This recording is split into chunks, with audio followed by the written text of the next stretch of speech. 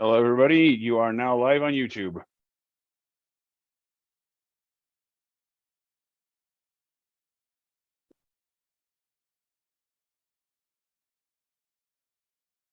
All right, Stephanie and Mr. Chair, whenever you are ready, we will be set to go. Thanks, Jen. I think we'll wait until the official 8:30 start time to get rolling, and it looks like most folks are on. That's going to be here today, I think, but I'll run down and double check between now and 8:30.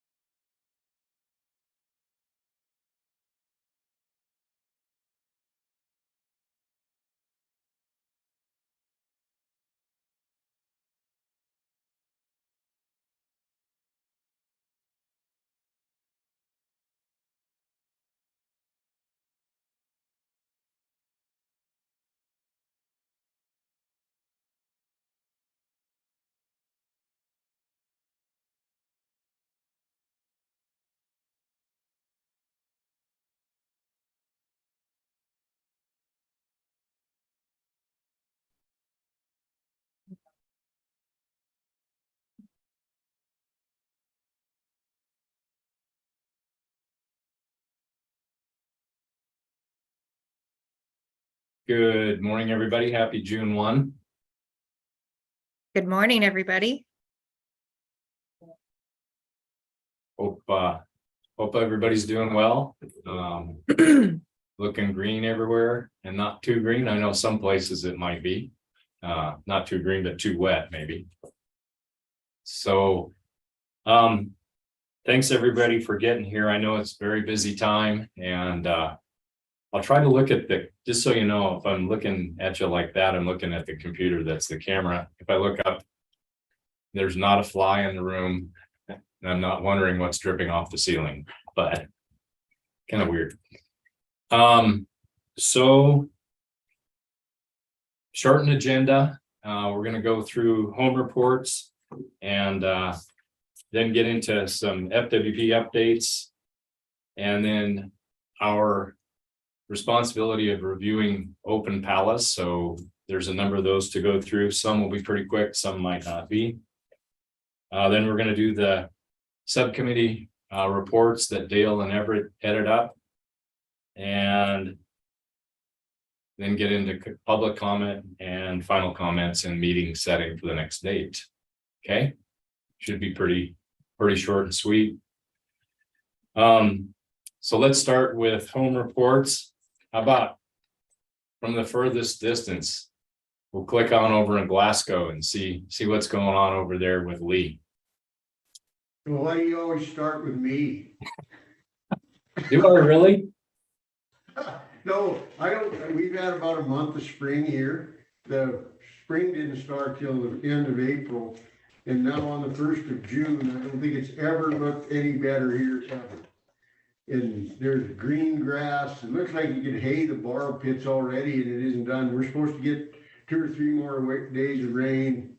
The fields that everybody's trying to seed look like rice paddies. And it just never gets any better. It's never been any better than this, even when the homesteaders came, I don't think. So anyway, it looks good. Everything's doing good. The live ones are having little ones and everywhere, and I think we're doing good. So you seen any more deer pop up since you didn't see any last time we talked? Any more what? Deer. Oh, there's deer. There's even some whitetail. I surprised somewhere yesterday. There's a few whitetail, and the mule deer did pretty good. There wasn't, the antelope was what we had the loss from, but it wasn't big wads like in 10 and 11. There was just a single one here and there.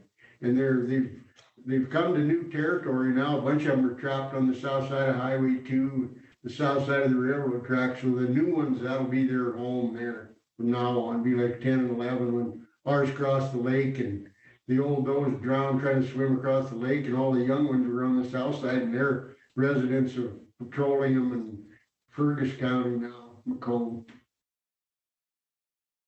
All right, well, thank you, Lee. Yep. How about Cindy?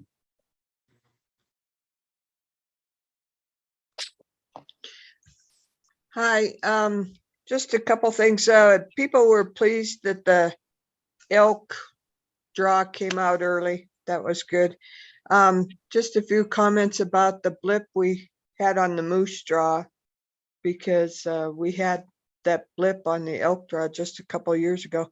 It's, you know, it affects very few people, but it doesn't really enhance FWP's reputation. That's all I have. That was pretty kind, Cindy. All right. How about you, Rod?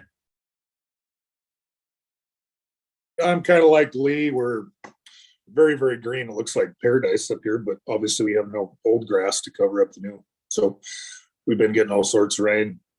Everybody's been busy branding. We're about to wrap that up. A lot of landowners up here that are overrun with elk are not very happy with the FWP's decision out of the Region 7 office to reduce either sex quota by 190 when we're 552% over objective, for the wrong reasons. And yeah, there's a lot of talk about that up here right now, and that's about all I got. All right, Rod, thank you. Paul. Yeah. Good morning. How are y'all? Good. Yeah, I'm in Bozeman here and it's green. Been tracking what's going on in Region 7 a bit. That cutting those permits was not, especially after the draw was already done. It cut out 126 resident hunters, archery hunters. So that wasn't very good. Mule deer numbers, I would really like to hope that the commission and their June meeting cut those doe tags back somehow, because we're still lacking deer. This is a critical year for us, and I don't think we can. I'd even like to see the mule deer does tags taken off of the A tags, but I don't know if that could possibly happen this late in the game. But other than that, I don't know. Corner crossing's been a big topic too, with that case in Wyoming. I see a lot of some of the sportsmen's groups are coming out and encouraging people to maybe corner cross here in Montana. I think that's a big mistake, and I think it's going to cause a lot of division and a lot of problems. That's about all I've got right now. Thanks, Paul. Everett. Morning. Hi, Ed. Everybody else, good morning.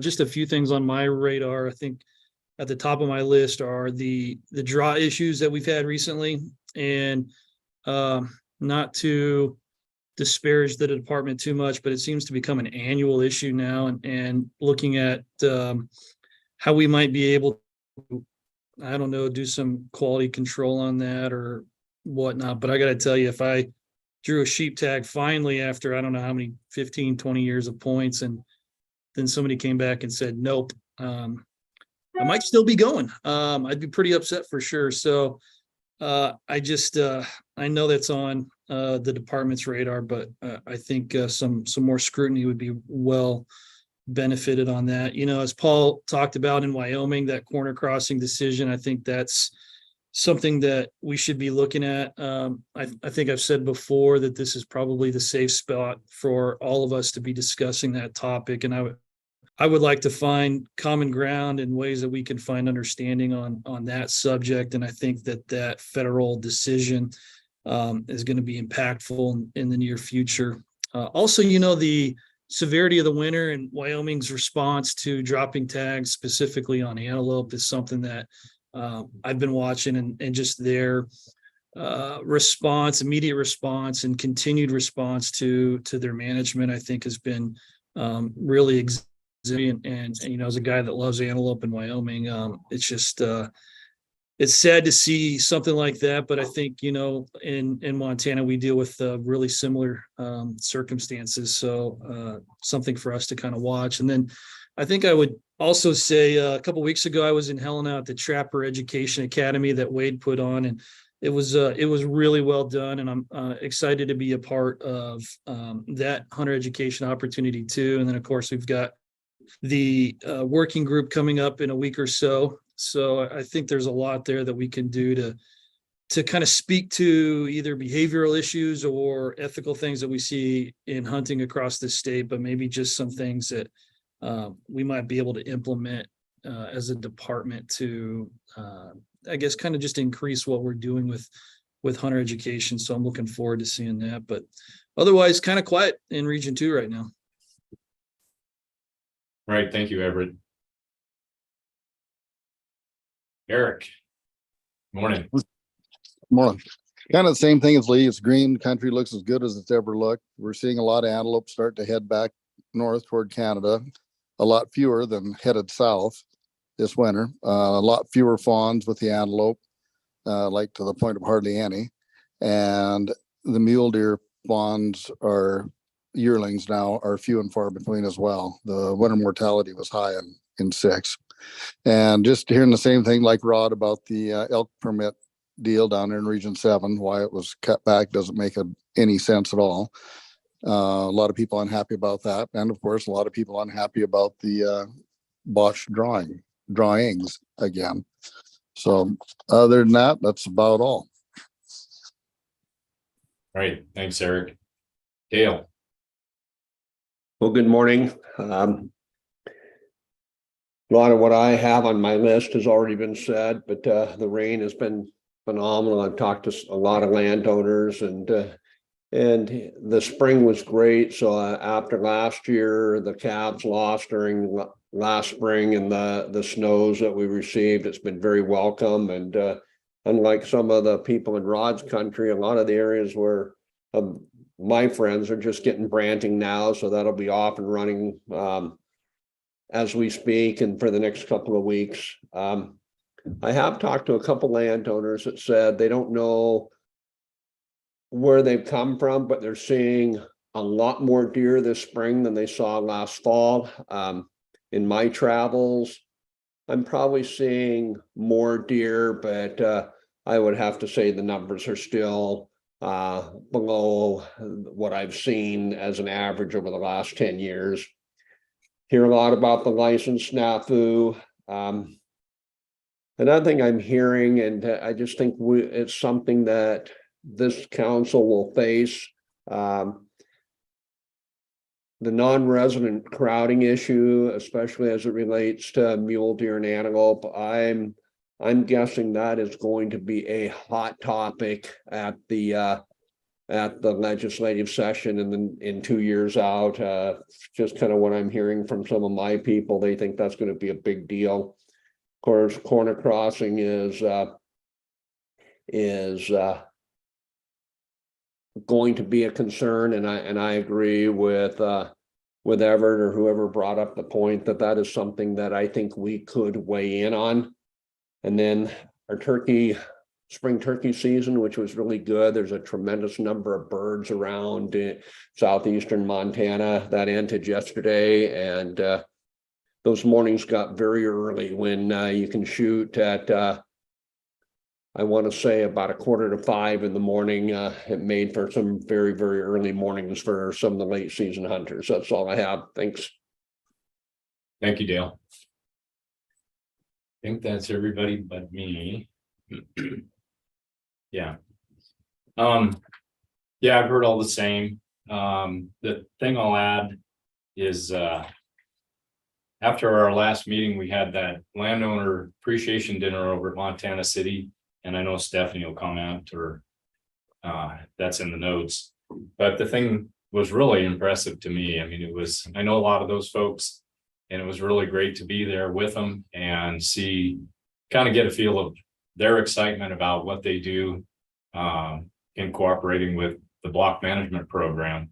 And it was just really good. I mean, I sense that they appreciate being a part of it. They appreciate getting a little bit of recognition at this dinner, as simple as that might be or sound. It was really good, and I think that's valuable to the whole program. And yesterday I drove up, speaking of green, Region 2 had a landowner appreciation dinner up in Heldenville, and that's at their community center. So I drove up there and met with Kendra and the biologist and warden from up there, Lincoln, and that area. And as I drove up there, it's about a half an hour from Avon up to Helmville. And I've been there a lot, and I've never seen it so green. It is incredible. And I think there were like 2 other cars on the road. So it was a good contemplative drive thinking about it. And just the fact that in that area right there, from pretty much Avon north to almost the Scapegoat, there's very little I guess you would say negative transition. There's a little bit in the types of land ownership, and maybe Kendra would disagree with me a little bit, but those folks in that area have worked so hard to keep their operations viable in so many ways that for all of Montanans, it's just a gift, and I know that happens throughout the state in all 7 regions. It's just the one I get to drive through a lot. But it really strikes me that, there are a couple of sales that have happened there over the last, obviously 15 years or so, and some have been difficult and yet then sort of worked out as those new landowners figure out the neighborhood and how they do need to work with their neighbors.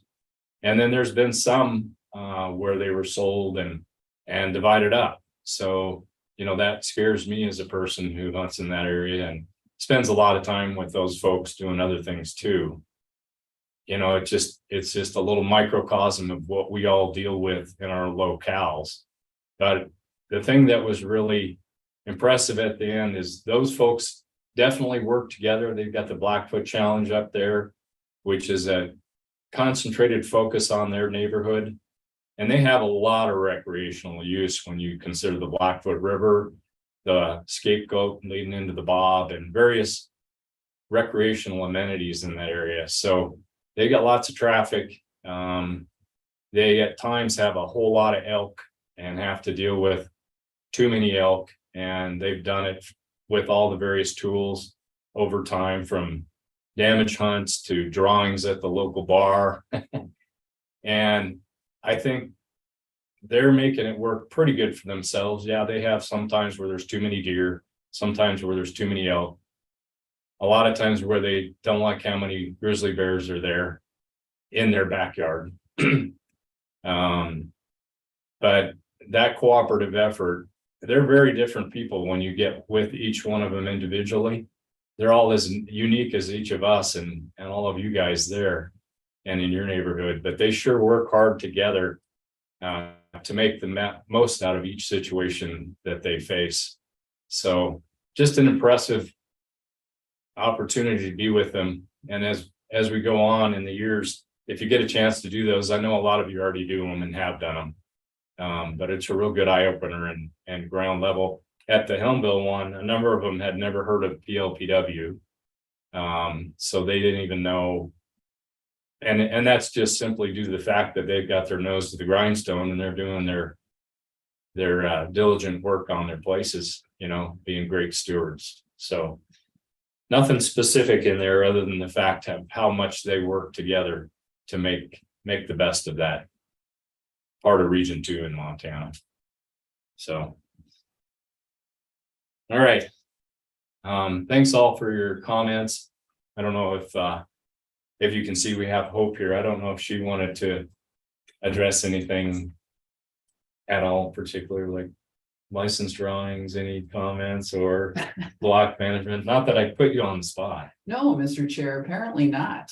Good morning, everybody. For the record, I'm Hope Stockwell, the administrator of the Parks and Outdoor Recreation Division. And just briefly on the draw error that occurred, we know that was a huge disappointment, and we did reach out to all of those the previous permit recipients and talk to them individually. And to a person, they were incredibly gracious and understanding about the situation. Really thank them for that, because our staff definitely took it hard that this error occurred.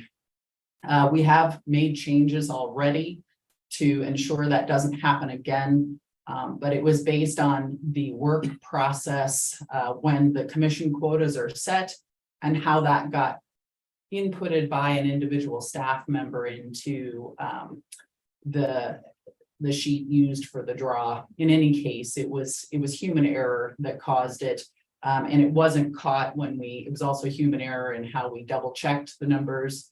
So the director's office has already worked on automating that process so it doesn't occur again in the future. And then regarding the corner crossing, the message from Fish, Wildlife and Parks after our legal staff have reviewed the ruling from the Wyoming case is that corner crossing remains illegal in Montana. The Wyoming case was not a federal case. It doesn't apply to Montana. And so the message that we're continuing to send to folks is the case ruling doesn't apply in Montana. Corner crossing remains illegal here. And if a trespass is found on corner crossing, wardens have been advised to refer it to the county prosecutor for handling at their discretion. How do you like to be put on that spot? Well, did I answer your questions, Mr. Chair? You did mine. Okay. I don't know if we've got a little bit of time. Anybody have any question, or are we good on that? Okay. All right. Well, I appreciate that. I know it was just throwing it on there, but since it was brought up, I thought in particular to the license draw, I understood that change had already been made, and that's good for all of us to hear. I don't think it is happening annually, but it seems like it when it happened. Was it last year or the year before? Last year. It was last year. It's different pieces, Yeah. not the same process. You Yeah. know, Yep. Okay. Well, we're rolling along, so I appreciate everybody's input there. So we'll jump into FWP updates, and I think is Stephanie or Jason taking the run on that? We'll tag team. I'm Stephanie Brown, the Access and Landowner Relations Bureau Chief for the record. And this month's staff report is very short and sweet and semi-repetitive. It's been a quick turnaround between meetings here. I'll let Jason just hop in and report out on the elk hunting access agreements and how that process went. And then you'll see just the block management section is very similar to last month. All of the landowner appreciation dinners are wrapping up this week. If you did have a chance to attend, we'd love to hear any feedback that you have. I got to attend a couple and they were just wonderful events. So very grateful to be able to meet landowners and hear what their experiences are and different experiences. I got to attend one here in Region 1 and then also down in Region 3. So really great experiences. Paolo will hear more about that in a little bit. And Jason, you want to share some information on how the EHA process went this year and the successes of our staff review, all that? Sure. Jason Cool, Hunting Access Program Manager for FWP. So I have the luxury of talking about a huge collaborative team effort. So the elk hunting access agreements this year, we had 50, right on the nose, 50 applications. It was a big effort from licensing, legal, ComEd, our director's office staff, POR staff, wildlife staff, enforcement staff, pretty much everybody within the agency. No fault to fisheries, but fisheries didn't have a role. So basically, we got the applications in, licensing and myself would work with the landowners to get them to mostly complete status.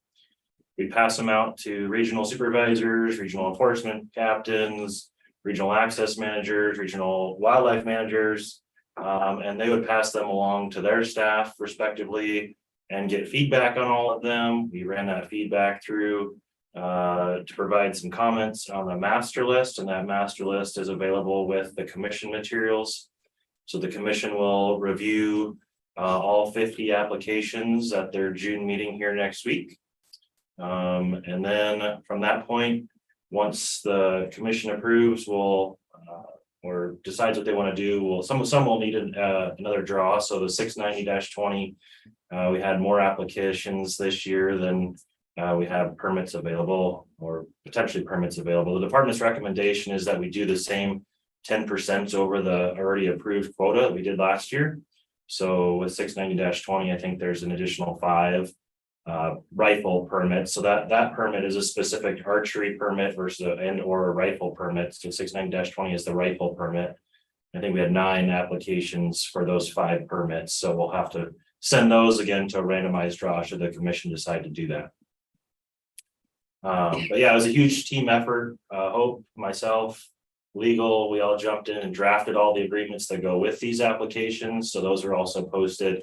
So the application, the agreement, the master list, everything is posted online for those EHAs. And then, like I said, we got regional feedback on all of them, all the access managers, even the ones that are on here too. I know I was sending them stuff the day of, almost a few days after, because we were taking applications through May 15th.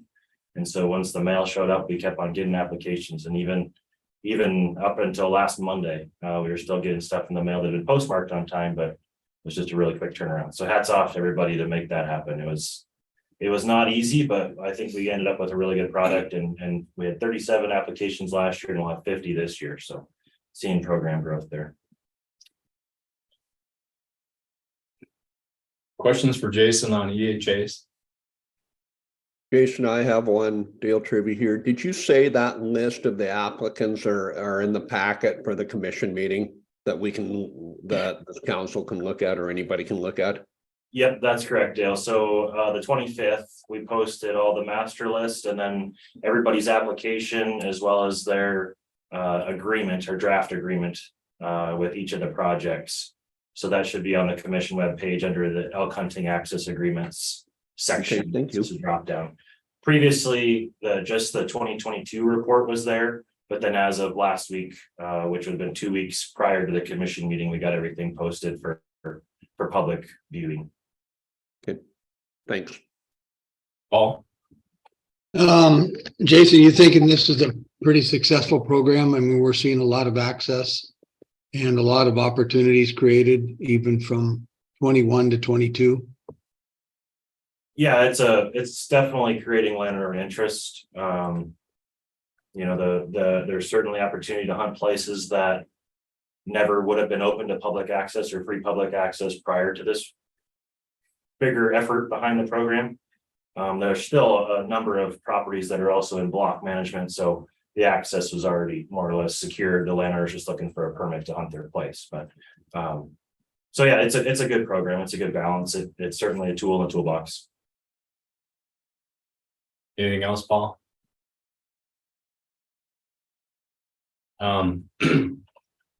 So Jason, in regards to DHAs, so do you see a difference in the shift in the emphasis in it, or just more awareness, creating more folks applying, and is it morphing at all?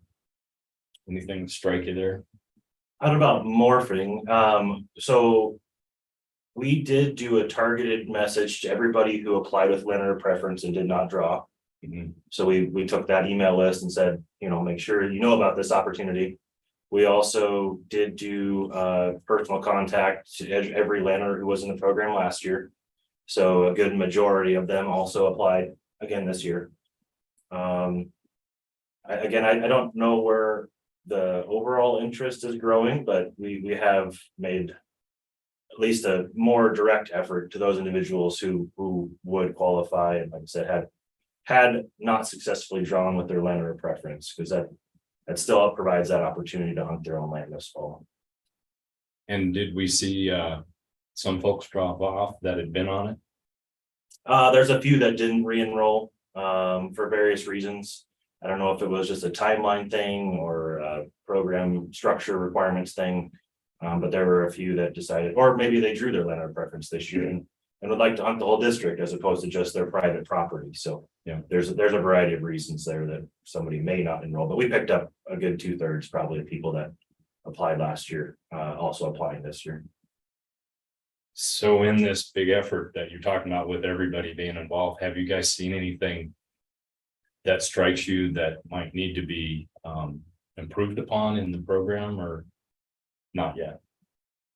Well, I can defer that to Hope because I've got a lot of ideas, but I'll let her go first and see what she thinks. Well, keep in mind, the program is going to change next year because of House Bill 596 and the legislative changes that were made. So I think we need to get a year with that under our belt and then assess. It'd be hard to say right now because we'll be comparing apples to oranges based on the new statutory requirements.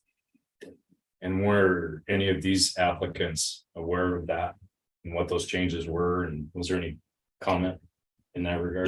The change to the program won't officially take place until the 2024 year, because the effective date on the bill is March 1st, 2024. So we're operating under the 2022 guidance, meaning particularly the equivalent or like tag requirement is not in place for this 2023 year. Right. It will be in place for 2024. We don't have very many, if I think just less than 2 or 3 who are allowing a public opportunity for antlerless elk only, and they're getting an either sex permit. Okay. In large part, it is already an equivalent tag opportunity. And we'll make a concerted effort going into the next application cycle to alert folks to changes in the program and what's different, and so they understand the expectations. Good. Sounds good. Anybody else? Okay. Seeing no more questions. Next subject. Yeah, in the staff report, we did put a brief update in from our communication education division regarding the hunter landowner stewardship course. And they continue to work on updates to the program and hoping to modernize their video and written content within that. They've also been working with other staff within the division, particularly staff with their hunter and bow hunter education programs. So working closely with them to incorporate some of the work that they're doing, as well as some ethics messaging into the program. So I hope that we'll have a broader update on that, either for our next meeting or maybe a fall meeting. Ed, I know that you have been in touch with Greg Lemon the division administrator of ComEd and didn't know if maybe you had more to add there. Well, I think in discussing that with Greg, I think with the whole hunter education component of FWP and what we've been talking out for a couple of years now with the Hunter Landowner Stewardship Program, one of the things is trying to combine the key messages between both. So there's more of a universal application of it. When we're talking about hunter behavior and landowner relationships in particular. So as they go forward with redeveloping the hunter education programs and trying to address an update to the Hunter Landowner Stewardship Program, I think trying to bring that together in a better manner is now a more centralized focus. And then with that, in the interim, probably doing a quick update, a brief update to the Hunter Landowner Stewardship Program on its own, to just make it a little more relevant to today. That's what I understand is Greg's goal within that ComEd part. And then waiting to see what comes next week out of the meetings in Great Falls with, I think there's 23, something like 23 people that have signed up. I don't know, did anybody on PLPW apply to be part of the hunter education? Okay, Everett, and are you on there? I am. That's great.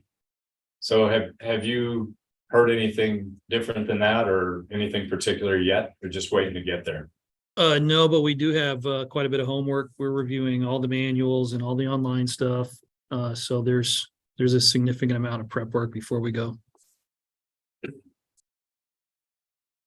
Yeah. You know, and I just had a couple of weeks ago for Lewis and Clark County, we had a bow hunter ed kind of reconfiguration, and we're trying to get some new instructors trained and trying to get a new county chief and all that. And you know, I think I'm a little surprised that we aren't more standardized across the state in those key points.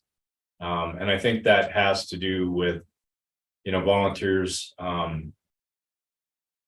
imbibing their part that is very impactful, but nonetheless, it's their part. You know, so recreating a great outline for both rifle ed and hunter ed in their own right, or bow hunter ed in their own rights, and making that more consistent throughout the state. And then having the landowner stewardship behavioral side of hunters consistent amongst all those programs. So I think that's going to be a good thing. You know, unfortunately, it takes time, but I think it's going to be a really good thing if they can get that wrapped up. Yeah.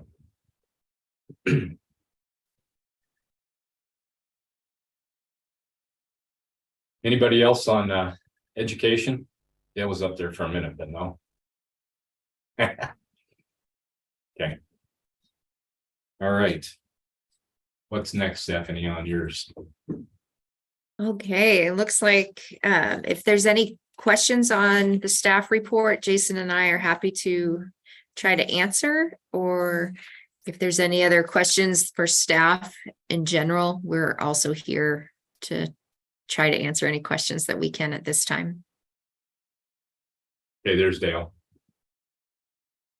So, two questions that are not related.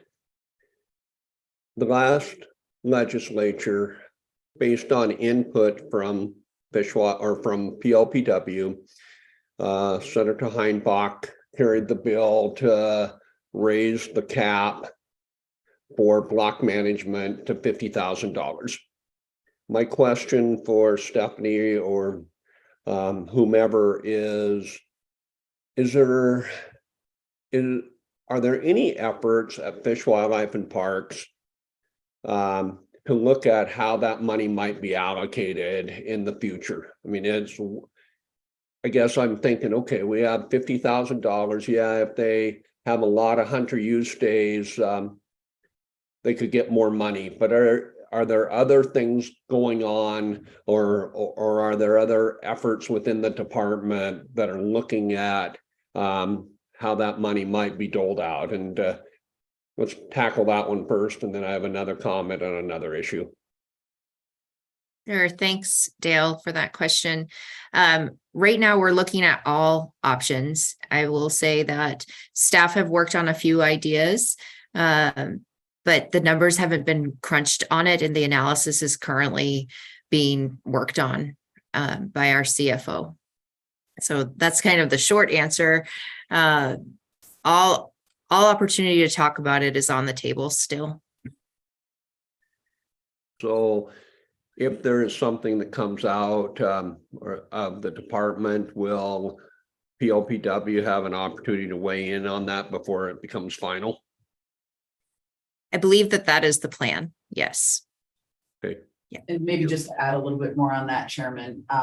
Stephanie and Jason haven't heard this yet. We've been talking about it in different ways, but the agency in the next biennium, all state agencies have been asked to focus their work in a new way by the governor's office. We've been using OGSM, which, if you're familiar with that, objective strategies, goals, measurements, as a work organization tool under this administration and previously to some degrees. But in any case, we're rolling that out in a new way, and a particular focus of that for us in our next 6 months in our OGSM is rethinking about how we engage landowners in the ag community. And on this front in particular, we're gonna do that in a new way, and that Dale, I fully expect when we've got more information about those alternatives ready to share, we'll bring that to PLPW, but also do some larger public scoping on those, but also engaging with stakeholder groups, ag community representatives that we routinely interact with, and to try and get some more focused attention and feedback on the alternatives. What feels like it would fit for landowners and ag producers that in your organizations? Do these seem like alternatives that will be attractive, or do you have different ideas? So we're looking to engage in those conversations in lots of different ways as we figure out the best path forward, in addition to the fiscal analysis. That's helpful. Thank you, Hope. So I just asked, is there a base timeline in place now? Well, so we have alternatives. The fiscal analysis is delayed right now because the budget office has to get through the post-session wrap up. They have an immense amount of information to turn around and get the budget input into our computer system that was just approved by the legislature. We're still waiting for House Bill 2 to be fully signed, so that's been part of it. But they're also in the middle of their fiscal year end work that's typical. So the fiscal analysis timeline is not known right now, just based on their workload. They also are down 2 people in their shop. But in terms of engaging in those conversations, I intend to do that with those stakeholder groups later this month. Now that it's June 1st, I can say this month. So Happens quick. yeah, it does. Yeah, and my 4-year-old's going to be a 16-year-old before I know it too. So yeah. Okay, Dale, did you have a second? I do. I asked a couple of minutes ago about the 454 permits and whether they were available. If we looked at the commission website, which Jason indicated they were, and I went in and found them. Maybe as a suggestion, not really criticism, but just as a suggestion, I guess I would have liked to have known that they were available and had the opportunity to look at them prior to coming on today. And maybe if I had dug a little deeper, that information was readily available.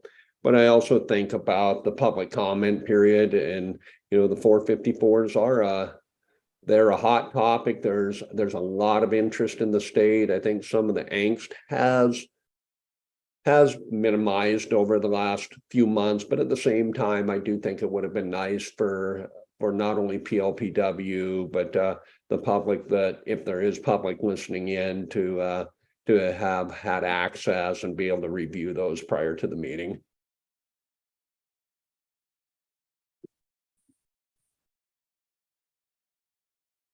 Noted.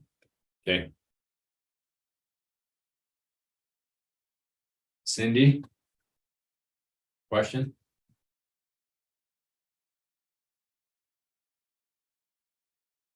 You're muted. There you go. Yeah. Sorry about that. I lost the thread in all of the legislative actions.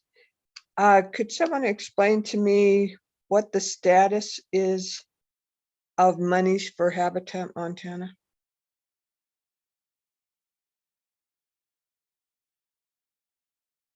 Cindy, why don't we get you, because with all the moving pieces, I'm not sure that we can give you the most solid answer. Why don't we get you a written response from the Wildlife Division and get it sent out an email after the meeting? Okay, just send it to everybody if you would.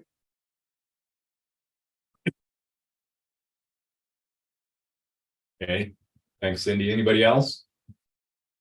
Another question?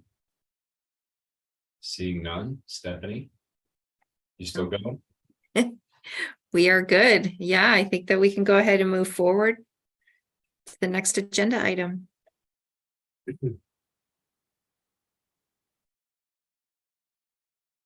Okay, I just throw a note out and a shout out to our regional access staff on their work and their efforts. Like I said, the 454 stuff was a shortened turnaround. We asked them to coordinate within region, provide comments on all these projects. So hats off to the regional access managers, as well as doing their block management work, as well as their PALA work, as well as all that stuff. It just compiles. And there's also some spring turkey, spring bear field season stuff. So just hats off to the regional access staff and appreciate their work on all this stuff. so yeah, with that, Jason, just curious, I see Evan and Travis, maybe somebody else is on there that I'm not familiar.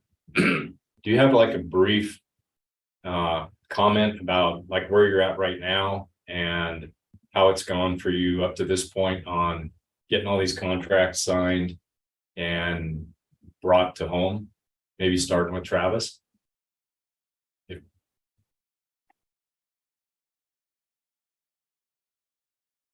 Yeah, it's been going pretty good so far. For us, we got an early start on our contracts. We started that process in March. And we're probably 2/3 done, if not more, with block management contracts, getting those all back in and signed.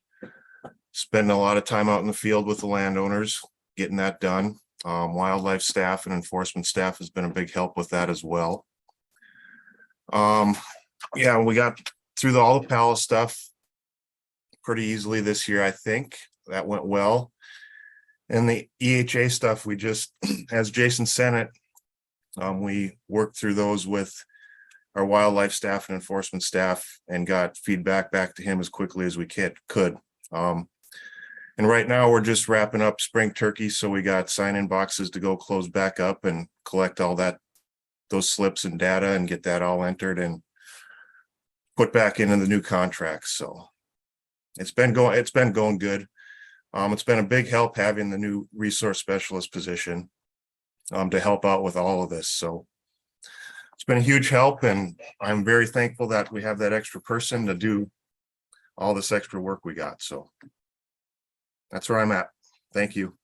Thanks, Travis. So Travis, what month of the year do you take vacation?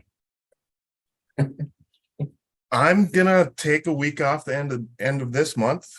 Here we go. And then maybe a couple days in July and a couple in August. That's pretty much it. Yep. Other than hockey season, Oh, man.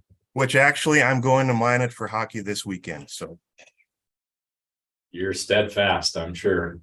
Yep. Thanks, Travis. yep, thank you. Evan? Let's see about that. Yeah, it's pretty similar to Travis. We got our contracts out about the 1st of April. And I think we sent out around 150 contracts or so, and we have about a little under 30 to get back. So we're sitting pretty good with that. I'm working on new block management areas, and some of which join in and create aggregates or join aggregates. So the ones that create new aggregates, I'm holding back on the contracts so that I can send out contracts. Once it gets approved regionally, then I'll send out the contracts to the existing cooperators and the new cooperators. So today was the last day that I took applications for new block management areas. We're set at around 10 this year. And then our regional review committee is going to meet on the 15th of this month. I have my access specialist. She's out closing up all of our spring BMAs while I'm in this meeting. So like Travis, our access specialist is a very beneficial help to this region. And then my request to fills are in for access technicians. Of the 8 that I need, I for sure have 1 coming back. So I'm set to hire 7 this year. So if you guys know anyone who wants to work for Region 4, let me know. That'll be posted on the 10th is the goal. So other than that, just we're meeting with a lot of landowners, trying to finalize these maps, these new projects, working with enforcement. They were essentially asked to bring me at least 1 project, potential access project each, and that has been a really big success in this region. So shout out to them, and look forward to future projects. Good job. Thank you for that. Evan. Is Macy? Katie in Region 6, Evan Bosco, Macy in Region 1, and then Trent in Region 5. So whoever you want here, any or all of them. Macy will run the Region 3 palas for us. Okay. So up to you if What do you you want think? to hear from any or all of them. So there's 3 more access managers on there. I'm just wondering, yeah, let's just go with it. I just want to hear. Trenton, you want to jump on? Good morning, everyone. I think we've met very briefly before I was officially on in the last spring, but Kat was out of the bag that I'd be starting here, taking over for Dale Nixdorf. But things have been going good as the new guy, trying to kind of pick up the pace for where Dale left me off. Thankfully, he left me a bunch of notes on his processes, and very similar to Travis and Evan, got contracts out for about 140 contracts by the end of March. We're sitting about 70%. But one thing that I did differently this year is, I came from Region 3 where we had a lot of shoulder season opportunities. So I sent out a survey this year to our landowners asking if anybody wanted to extend their contract until that February 15th to allow that shoulder season hunt. And actually, we got an outstanding amount of people that said, yeah, we've been allowing access during it. We just didn't realize we could be open until February 15th. So that number's bumping up pretty big for this upcoming year. And granted, sometimes it's a lot of opportunistic elk harvest during that shoulder season, either them cutting across, but in my book, any access is good access. So that's going to be something exciting for this upcoming season that we'll have to transition to, even just scheduling our hunting access technicians. And then kind of similar to Evan, got a couple new contracts potentials. I gave him a June 15th deadline to get me the hard agreements back, or at least the applications back to me. But got some exciting opportunities to get on some new properties for public hunters. And then regarding PAL, I'm sure you've seen it. We've got one that's kind of like a renewal. They took a year off just because the colony had some changes in their leader. So they missed the deadline last year for Pala. So the new guy contacted me this last fall, said, hey, let me know when that's upcoming. So that one's going to be going through. But other than that, just looking forward to this upcoming hunting season. So yeah, thank you. Sounds good, Trenton. Good job on getting some of those new Region 5's tricky, I think. So way to go. Thanks. First year opportunities. Macy.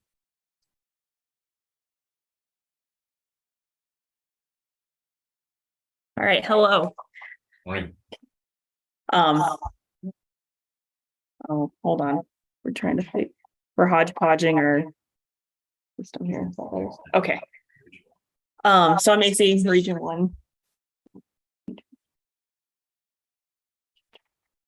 Let's try that. Okay. Okay, so I'm over here next to Stephanie. And yeah, I guess I don't think I've had a chance to talk to any of you guys much about what we got going on here in Region 1, but up here I got the corporate timberlands as kind of most of our block management area, and we have like a few just normal cattle operation cooperators as well. So I have all those contracts out, got most of them back. We also have the biennial rule, so kind of waiting on the commission meeting and see what comes of that to get those contracts finished up. And yeah, kind of actually off of what Travis and Trenton were saying too, I have a lot of quite a few of my cooperators who were allowing spring bear and turkey, but we didn't have them enrolled for that in the block management contract. So kind of got that caught up this year. And yeah, I think it's just and then trying to just get, so before I came on last January, over a year ago, it was kind of, we didn't have that many cooperators, but we had a lot of land, and it was just mostly all Weyerhaeuser. And that has since split up into multiple other landowners. And so just kind of getting all these lands up to par with the rest of the state for block management with signage and map boxes and stuff. I've been just trying to make a lot of headway on that. It's just me up here in Region 1 though, so just doing what I can, trying to balance between getting contracts and office work done, and then the field work presence as well, and working with the wardens on that. And yeah, and then I guess when we're ready here too, I'll go into the Region 3 PALAs. I kind of took that over since we have that vacancy in Region 4. All right, thank you, Macy. And then what's that? Katie. And she's in the red shirt and glasses. Katie. Katie, you're up. Yeah, sorry about that. Yeah, Region 6, we're sitting about 2/3 of the way done with all of our block management contracts for renewals. And so I sent out quite a few application packets out. I'm still waiting to get some of those back. I was asking to get those back by the middle of the month. The unlocking public lands are signed. We've got 3 of those this year that will open on the 30th of June. Spring turkey went well up here, getting boxes closed today and tomorrow. Other than that, we're doing some big mapping projects and maybe a couple of regional access projects before hunting season starts here. So that's about it. Great. Well, thank you guys for chiming in. It's real helpful to see what you got going on and how things are looking this year. So thank you for that. And your hard work. Chair, I have just one more little comment that I'd like to make, if that's okay, regarding staff, and that is just a shout out to Jason and all of the regional access managers for how they've all stepped up to help Region 3 right now while they are in a vacancy. Jason has been making his way down there weekly to help out their staff member that they have as an acting, and just really supporting the region during one of their most busy times of the year. So big kudos to everyone just jumping in and helping to support that region right now. Thanks, Stephanie. Okay, so I think we'll jump into PALA review. Yeah, I'll take it. All right, Mr. Chair. Yeah, So in your email from Stephanie yesterday, there's 2 different, I'd say, PALA files, public access land agreement files. One is what I call the automatic renewals or auto renews. It would start with the XC Ranch in Region 3. And this whole packet is just for committee awareness. There's nothing that you're going to be recommending or approving today on this packet. It's all stuff that's been done the last 3 years. So we're in our 4th year of PALA contracting. Per statute, the Private Land Public Wildlife Advisory Committee provides a recommendation to the department.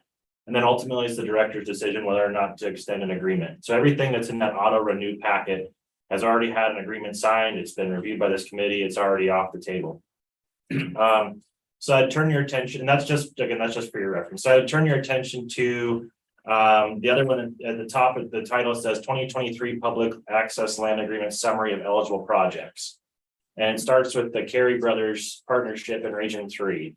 So what we did this year, different from your guys' experience last year, but then also previous years, rather than use our May meeting or now June meeting to go through every individual project, we had our regional access staff work with local PLPW members to look at projects and review them regionally.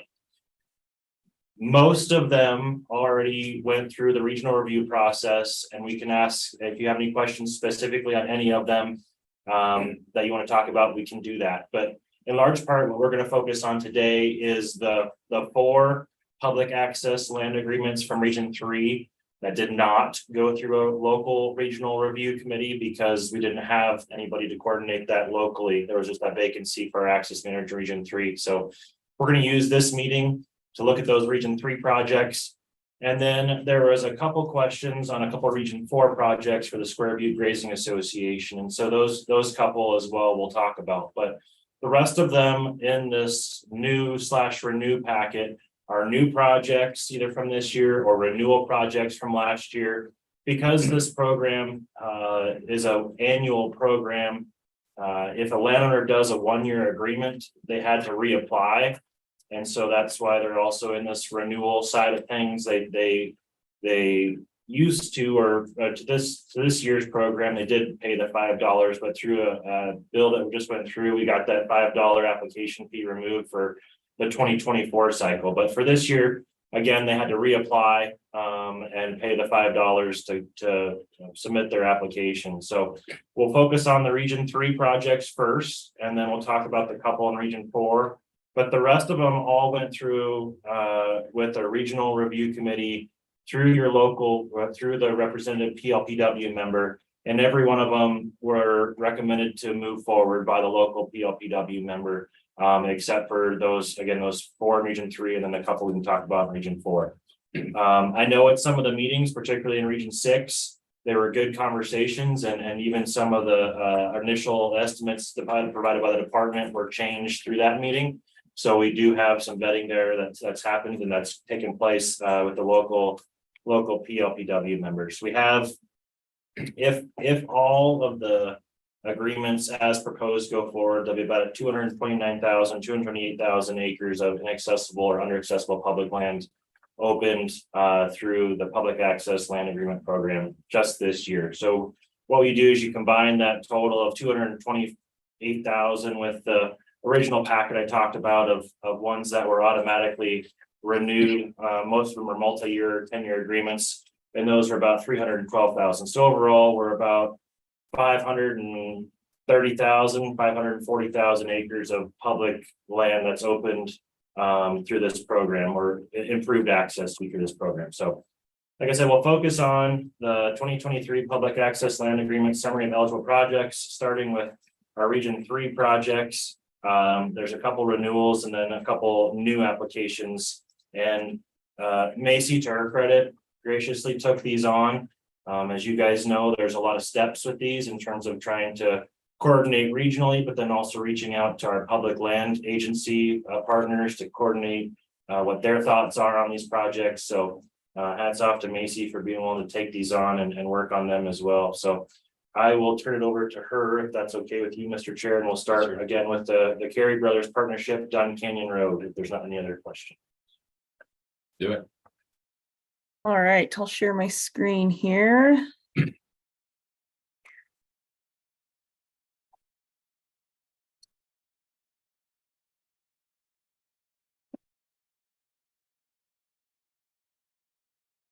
All right, let me know, when you guys can all see that? We currently have your list, your file list. Oh, I bet I didn't share the actual. Sorry, I'm not the most familiar with Zoom. let's try this screen. There we go. Okay, can you see the agreement? The tracking form? Yep. Yep. Okay. All right, so this is the Dunn Canyon. I think, Jason, I don't know unless you don't matter. I think I'm gonna start with the map because I'm more of a visual person, and then kind of explain what's going on. And then as you guys ask questions, we can go through the application as well. So this one's a renewal from last year, and it's just the Dunn Canyon Public Access Land Agreement. So it's getting a lot of access to all this Forest Service land. You're coming up just through this access road here through Dunn Canyon through their property, and you have some roads opening up on the Forest Service allowing access there. So going back here, let's go through there. And then this was the map and rules. This is from the rules, page from last year. So it's a no permission required. It is motorized and non-motorized access. And they get the full, then whatever they can do on Forest Service, they can camp and stuff on the Forest Service land. It is opening up over 13,000 acres of public land that was inaccessible otherwise. And this is kind of going through the scoring stage. I think we did do this at one of our access managers meetings, and kind of just made sure it was copacetic with what we got going on in other regions. So I'm gonna go down to the bottom here. We scored this as 22 points out of the 27.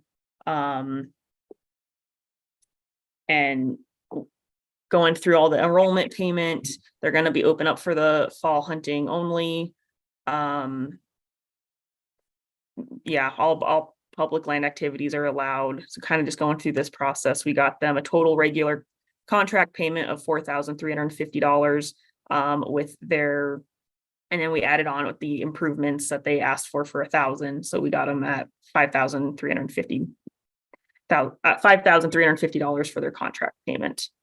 And then this was just the application process this year that they returned to us. I don't know. Does anybody have any questions on that or any other details you want me to sort through? Go back up to the map. So Macy, question, did any part of this agreement change from the past years? It did not. This was the same as last year from what I understand. And the payment matched up equally? Yep. Okay. Yep, everything is the exact same. They had a meeting to talk about opening up some of those other parcels that are also corner to corner. But for this year, they decided to not do that. I think that's still not off the table, but it's a discussion that the Grazing Association, Bull Mountain Grazing Association, who actually has the lease, and then Chris and Sandy Carey and Dunn Canyon Cattle Company, and the Carey brothers, they're all part of that. So it's kind of that mixed mash. And then you guys will remember that Dunn Canyon Road crosses like 3 or 4 different ownerships, all staggered, and we have reciprocal agreements from each other allowing the public access across each other's parcels. So everything is good. It's all just the same as last year. Anybody else have any questions on this one? So again, really, it's a renewal with the same terms as previous. Can you refresh my memory as to what the upgrade was? Was it a road upgrade or something? There's not any improvements. It's just a high quality opportunity based off the score. Oh, I gotcha. Didn't have any improvements. Gotcha.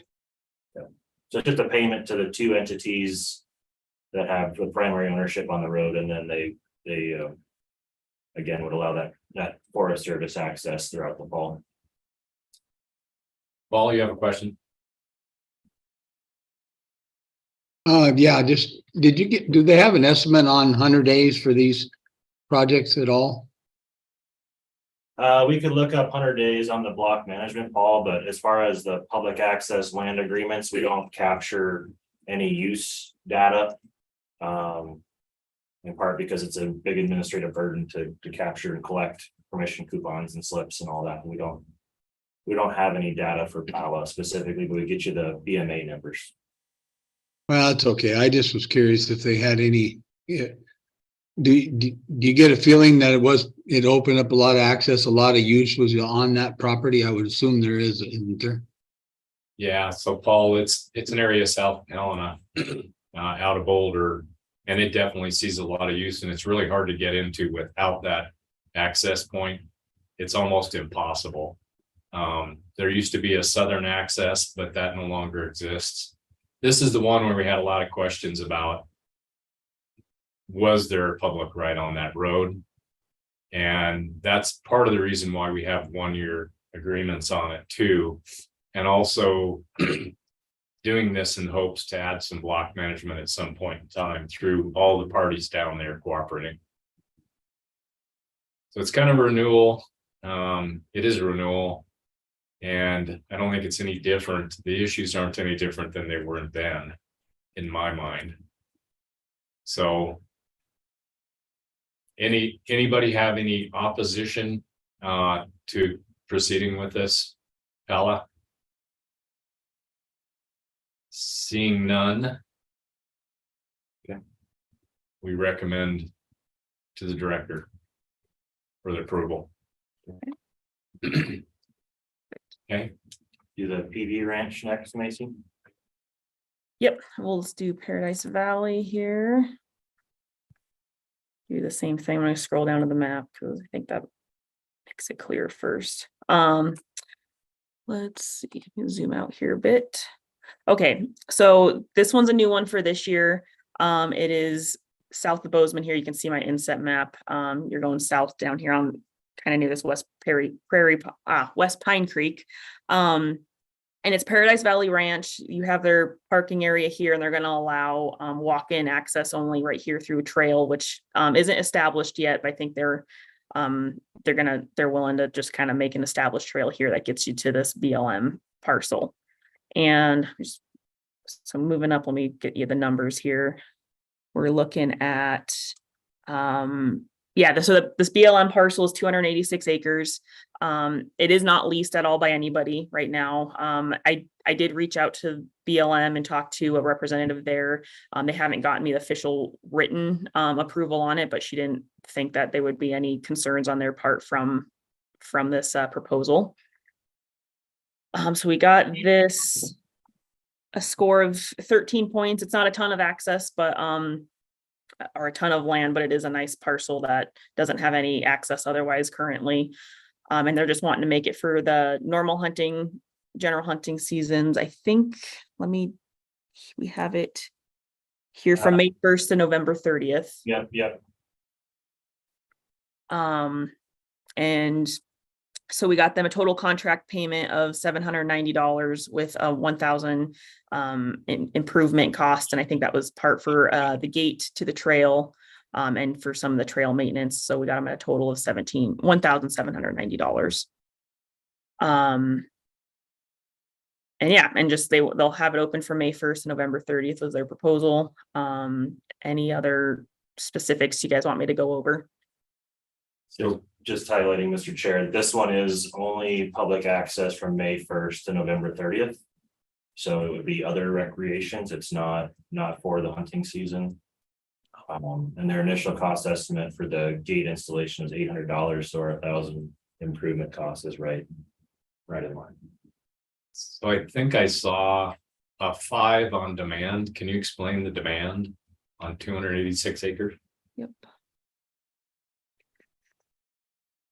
Let me get there. Yeah, number 1. Yeah, okay, so we have on this one, and I think this one was still left over from Colleen, but interest to this area to any public land parcels, hunting and general recreation value is high in this area. And just the close proximity to Bozeman and Livingston, where just access in general is highly desired. So I get, so between the biologist in the area too, I think who helped was in contact with this landowner and stuff. We did score it as a 5 just for kind of mostly that proximity to Livingston and Bozeman. Then I'm confused. It's not open for hunting. Ultimately, the points with this one, because of the acreage, don't really matter. Because it's a flat rate on the 286 acres, there is no score that is affecting the overall payment. It's just. Other than it the is what it improvements. is. Other than the improvements. Well, the improvements are more or less optional. The score doesn't, yeah, you're right. I guess you could say that the score would reflect our recommendation or your recommendation to provide improvement costs, but I did talk to the landowner on this one too, and so that with it being open till November 30th, it's not that they were opposed to like general hunting, but I think they were trying to limit houndsmen on there too. They were concerned with that. I guess they have a resident mountain lion that they didn't want houndsmen and stuff to be using their property to access this BLM parcel. But he was open to having hunters in there through November 30th. So do they have block management enrolled? They submitted applications to have new block management contracts this year. I wasn't involved with that, so maybe Jason can speak to that, but previous to this upcoming year, no.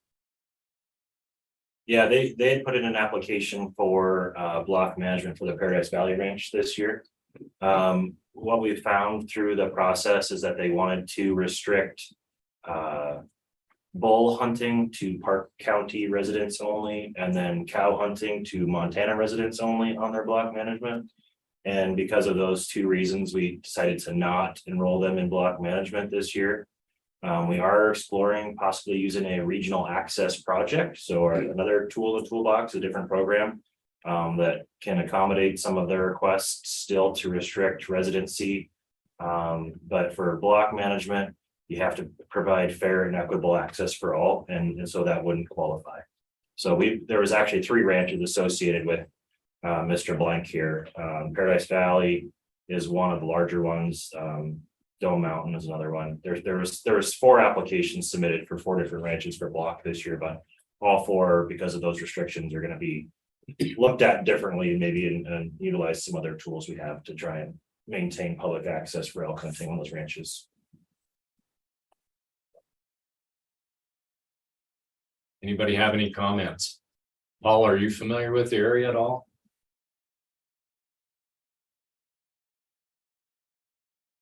I am not at all. Can you tell me what the draw is then for this parcel? I mean, it's less than a half a section. How much interest? I mean, obviously public land is of interest in that part of the world, but there's a lot of public land, maybe not a lot of BLM that's accessible in that country, but there's certainly a lot of Forest Service. What will be the draw for people to come to this parcel?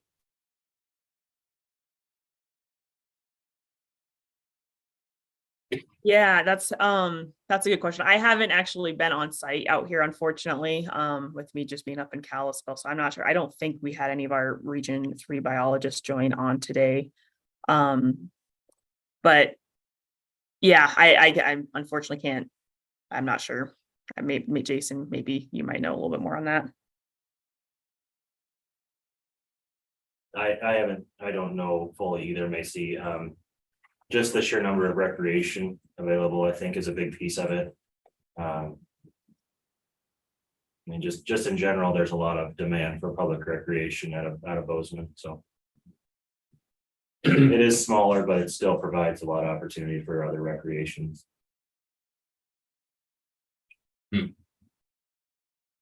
So does anyone want to make a recommendation?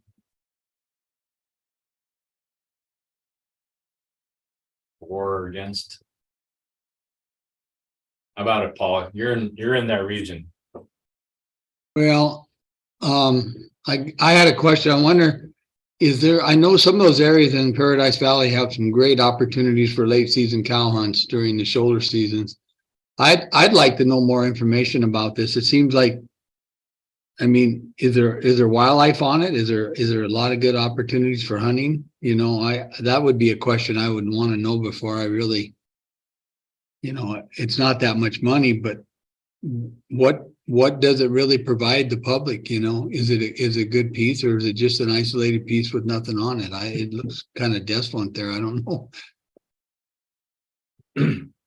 Can you show me the topo map? Is there any, is there any vegetation on it? Let's see if I can pull it up here in Onyx. Good job. Double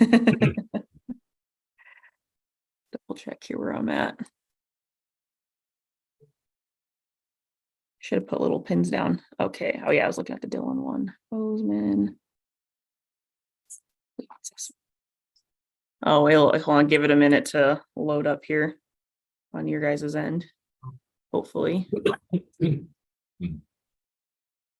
And we switch over to topo.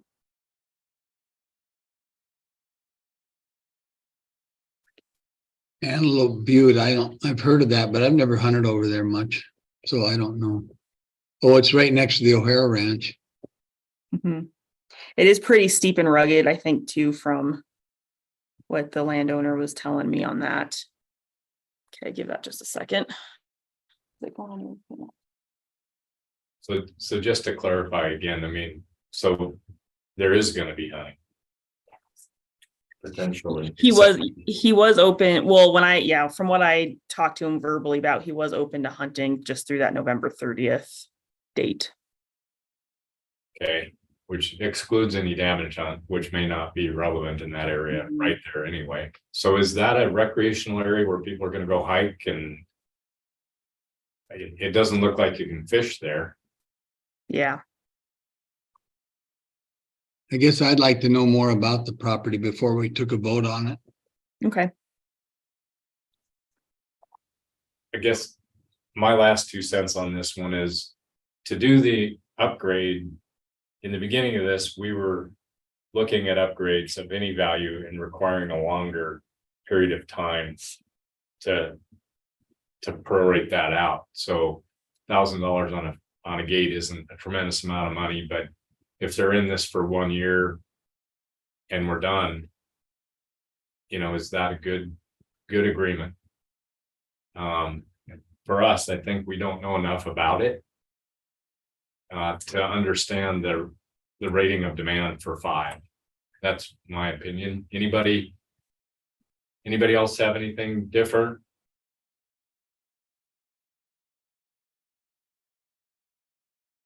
I agree with you, Ed, and with Paul. I just have too many unanswered questions on this. And again, it's not a lot of money, but I think you made a really good point, Ed, that, historically we've said if we're going to put improvements on it, we want a multiple year agreement. And with that, I just don't think we should deviate from that. I think we should hold firm to that unless it is just really some kind of a special piece of property. And I don't know that anybody can say that.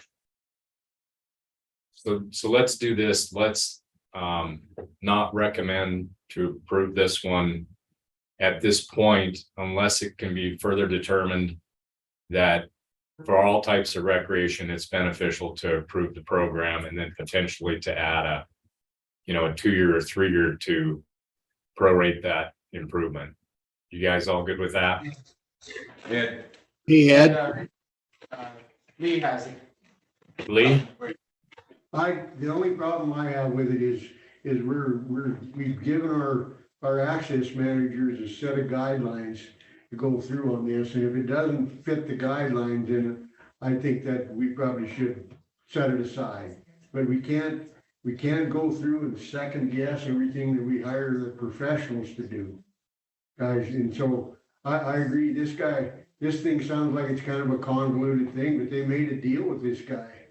And how do you say, well, you made one until it got to the PLPW and now it's all up in the air again? I think we question it calls into question the people that are doing this on a statewide basis if we get too parsimonious with this piece. That's all. Thank you. Thanks, Lee. Paul, did you have another comment? yeah, I got a text from public out there saying, I wonder if it's possible to get some public comment on it, because this person happened to think it was a worthwhile project and he knew about it. So I don't know, maybe we could get a little public comment on it or something, or a little more information. I'm not real sure, but. So let's move from this one, postpone it, a decision from us. Again, remember, we only make a recommendation. The director will make a decision anyways. So let's move from this one to the next if we could. And then if we can get that public comment in the public comment period, which is at 11:15 approximately, then we can move through the rest of these. Does that sound good to everybody? Yes. Position to that. Eric, did you have a comment? No, it sounds good. I'm gonna have to duck out here for a little bit. I've got to head to home. I got a phone call that we got some cattle issues that I got to go get sorted out. So Okay. I'm gonna duck out for a little while and I'll hope to jump back on here in a couple hours. Okay, thank you. All right, thanks, guys. All right, so we're gonna move from this one to the next.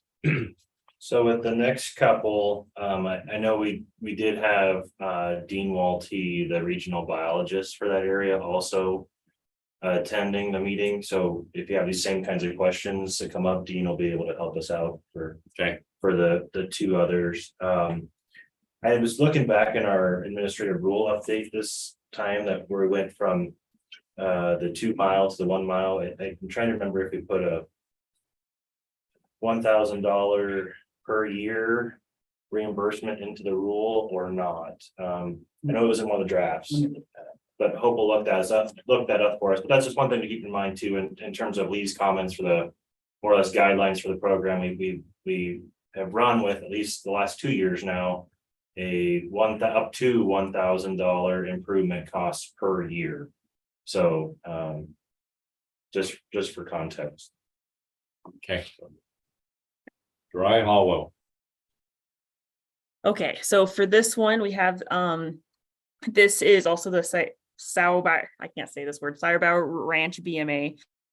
And so it's effectively running the same as their block management area. It's going to be the same dates, which I'll grab for you here in a second. But they can go through this DNRC road. So it opens up this road into this parking area on their private land, and then a walk-in trail, and it opens up this section of DNRC land. So that's kind of what it looks like on the map. To get into the numbers here, so Jason and I, after kind of looking at this the other day, decided at first so I'm going to go back to the map. We were thinking, I think they did have the number of open access larger on this, but it wasn't really a mile, like none of this DNRC piece over here was more than a mile from the road. So I think for the contract and number purposes, we just counted this section 36 here. So that makes it open to 640 acres, which is leased by the landowner. And this is a new one as well. I didn't think I mentioned that. This did get scored as a 5 for the demand. Just that the interest in this area to the public is very high, especially with the DNRC historically has opened this road during the hunting season because of the block management area. So we got total points on this 17, and because it's a smaller parcel, it just gets that enrollment payment of $1,050. And then we gave them the $1,000 for road improvements, especially that walk-in trail. So it's a total of $2,050. Is there any? I think that was all I had on that one. Any specific questions? So is this also a 1-year agreement and we are funding $1,000? What did you say are in improvements, and what did you say that $1,000 was going to go for? I think that was just, I think to maintain that parking area and the trail. Let me get back up in the details again. I have road improvement on that. That was written in there from Colleen.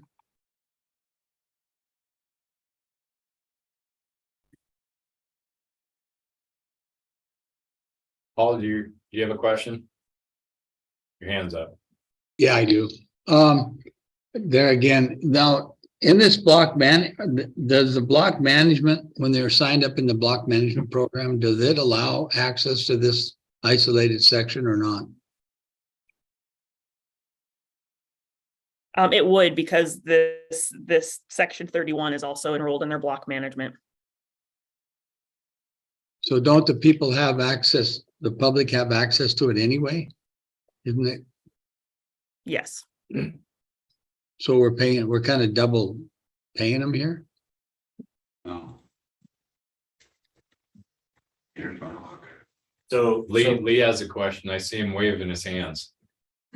Tim's got a comment.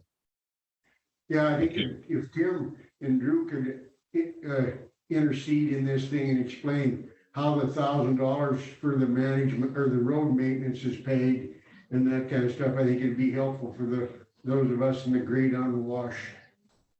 Yeah, so the $1,000, if we approve it, the landowner has to go and either purchase the car gate or have somebody come in and grade the road, and then they submit those receipts to us, and then we reimburse the landowner off those receipts. It's not just we're handing them $1,000 and hoping that they get the improvements done. So whether or not they actually do the improvements is up to them, and then they have to submit their receipts. As far as the block management stuff, we've gone through this for 4 years now. They can be in both programs. If I'm a hunter and I just want to hunt that state piece, I don't have to sign into the block management area. I can just follow the PALA and go into that state section.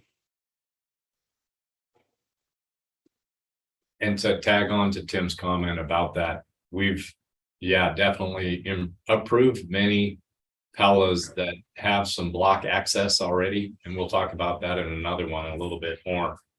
But that is all in statute and agreeable. So, yep. So, anybody have any other comments or questions on this one? Dry Hollow? Any objections? Let me know. So, thumbs up to recommend to the director for approval. Seeing no objections, we'll go forward with Dry Hollow as a recommendation. Okay. All right. Last one is Sweetwater, which this is going to be similar with the block management, it being also enrolled in block management. Okay, so this is going to be off of their, I guess I didn't write the BMA name, but this is their block management area. So again, it's going to allow, they get to have some road access and park. So for the south access, they get a park on the border there, and they'll have access to this DNRC piece and BLM. And then on the north parking area here, they can drive a little ways through the private land and then park and then walk in, and it opens up these parcels of BLM and DNRC that is leased by the landowner. And then you'll notice, there is a lot more BLM being opened up here. So, and we go back to the numbers so I don't missay here. The total leased acreage is 1,680, and it's going to open up about 6,400 of other public access. And so we have we did give this one a score of 22 out of the 27 points, because it is a larger acreage that they're opening up. We went through and we gave them the enrollment payment, the establish of the hunting seasons. Okay.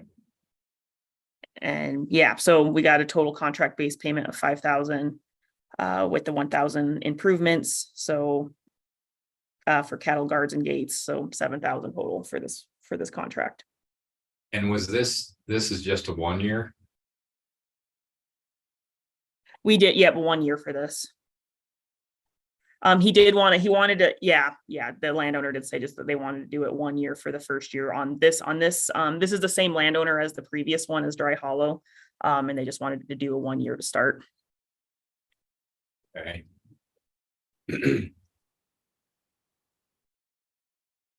Questions or comments? So tell me again, this is a single year project or agreement? Correct.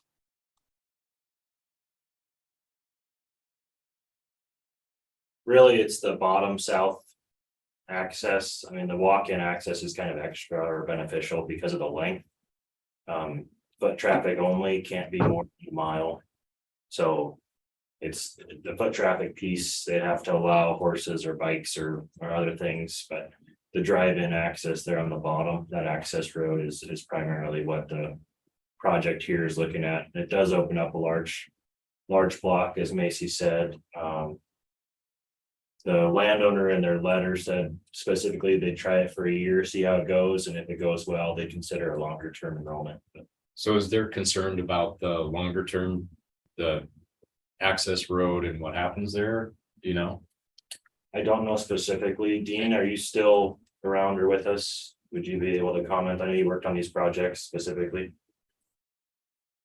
Yes, Jason, I'm still here and happy to participate in any questions.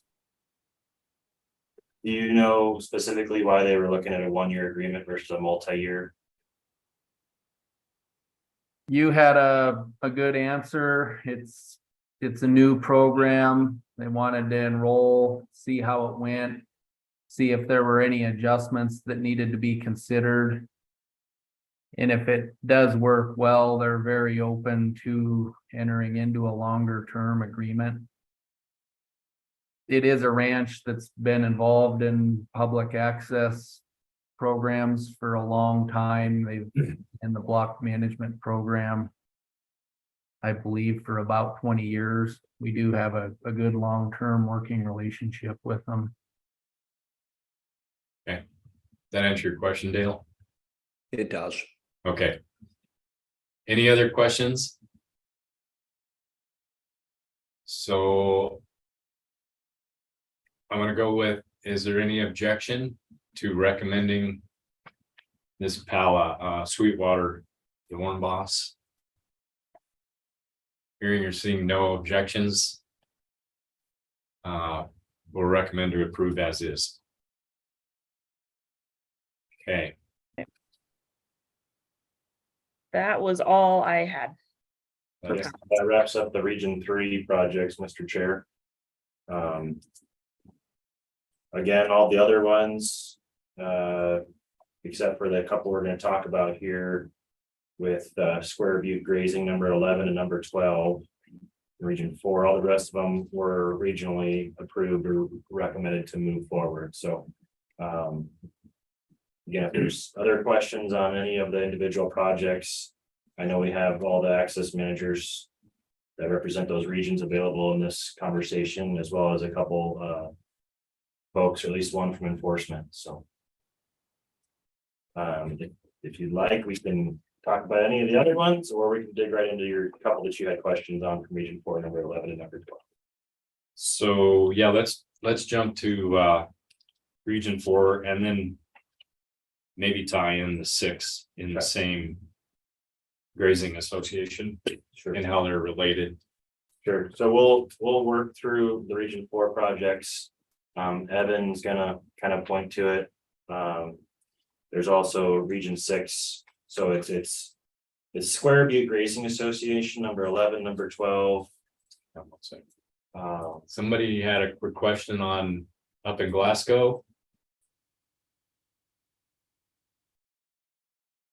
This is kind of a question for Jason and Hope probably. So the program, what are we total for projected for this year for total dollars? And then what are we allocated for? So the House Bill 5, so we moved the budget this year from our biennial appropriation into a basically it's still biennial, but it's we can reserve the funding balance to House Bill 5. So instead of just every 2 years asking for the money and potentially losing it, now we'll have the money and we'll be able to reserve it over time. And for this year's total project ask on an annual payment is $170,000 of new ones plus $196,000 of renewals, so about $370,000 total. on a $500,000 annual or a $1 million biennial appropriation. So we're still okay on terms of funding and needs there, Tim. Okay, I'm not sure what the questions are about the Square View stuff. I just wanted to let everybody know that we are still well below our allocated amount for this program. So, thank you. All right, Evan, you want to go ahead and start with your, I guess you have Jackson pulled up. Yeah, can everyone see that? So this is number 12 on the list. We can start with this. There's been a few changes in the recommendations from BLM, so I'll bring those up in this as well. So this is with Square Butte Grazing Association. They are part of the Chain Buttes block management area. I'm going to pull up this map for everyone to get a reference on it. Right down here, this little in-holding is Square Butte Grazing Association. You'll see these yellow roads are game retrieval only roads. So you'll see there's a game retrieval only that stops at their private land. And then the PALA connects with this road, which is also a game retrieval road only. So back to the Square Butte, Jackson Place is what they were calling it. It is off the Crooked Creek Road and Horse Camp Trail, essentially connecting the game retrieval roads and turning them into, this would turn them into access roads for the block management, and then year-round use for everything else. So the BLM recommended that we only keep this available to authorized users. The BLM field office, I don't know if this is a statewide push, but Lewistown field office is updating their travel plans. And this is one of the roads they did not recommend for travel due to the time and cost to improve the roads for public use. They also had concerns about the creek right here, fording the creek, and what the impacts might have on that, and just the rugged nature of the road. So with all that in mind, I will go through the ranking that I did prior to knowing this, and then I'll leave it up to you guys to make a recommendation. So I gave it a level of public demand. I gave it a 3. The total number of inaccessible acres, it's really hard to quantify in these 2 cases that I'll go through. So it's definitely over 3,841. So I gave it a 5. This would improve public access to a block management area, as seen on the maps. So 3.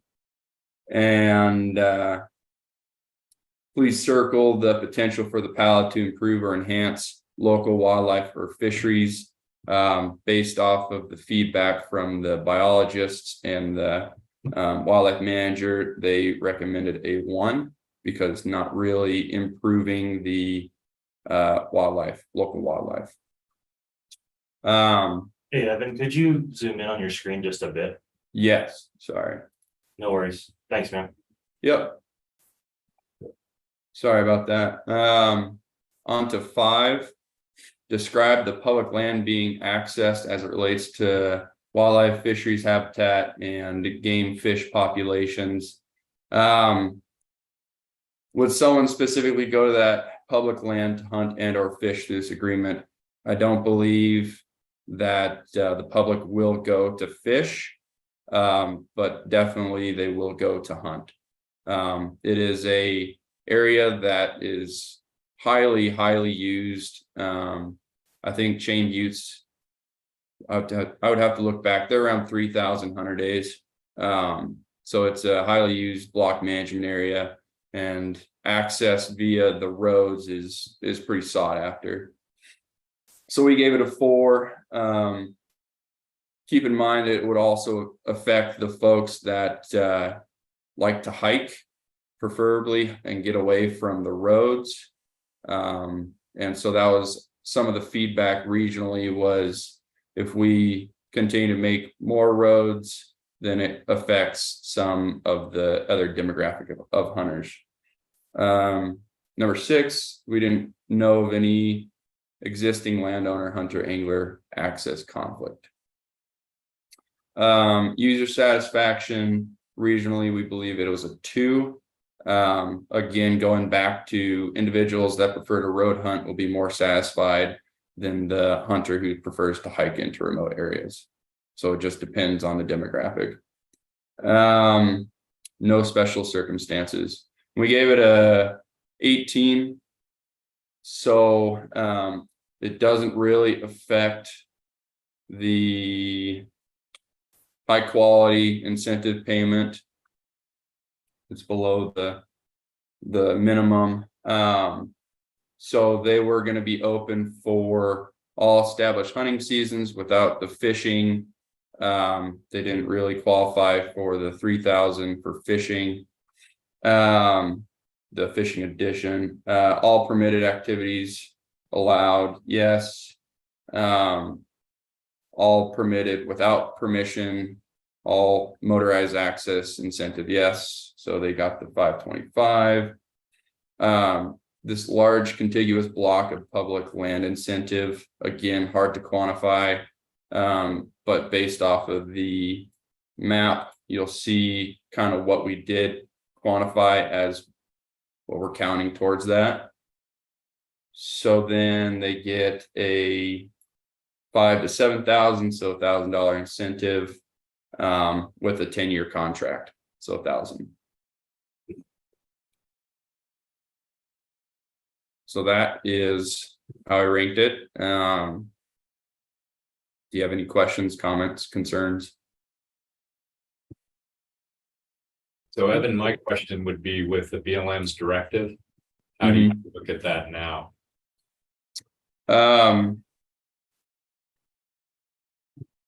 I believe we would put more workload on their plate if we recommend getting this approved. And I don't know how much time and money it's going to take to improve this road. Again, it's already a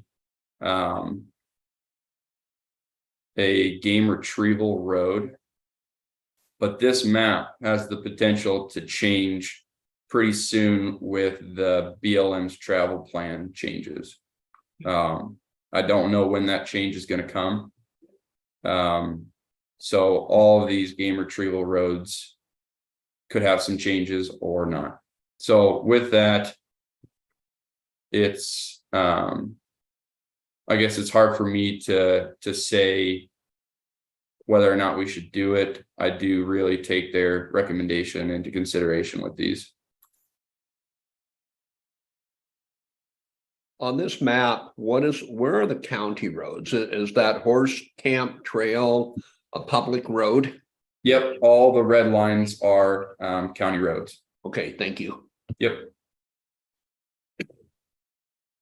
And Dale, to Evan's point on that Horse Camp Trail, where it up in the north 26 section, where it crosses the creek there is not good anyway.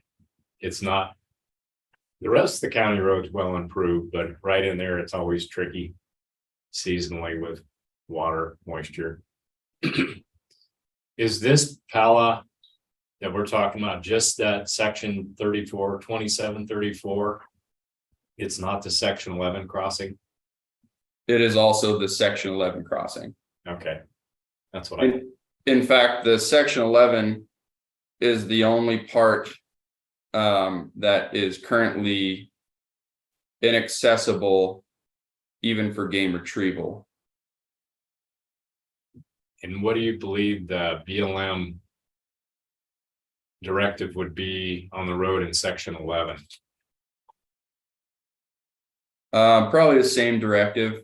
There's another Ford crossing that goes through it. But that again is private, so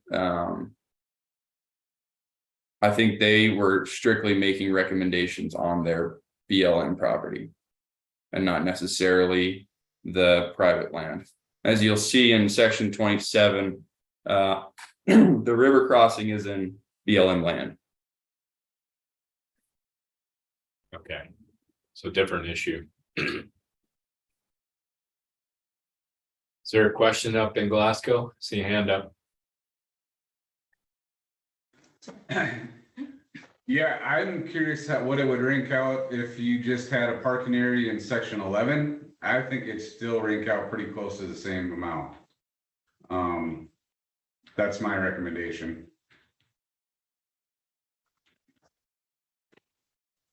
Ending in section 11 or Yep.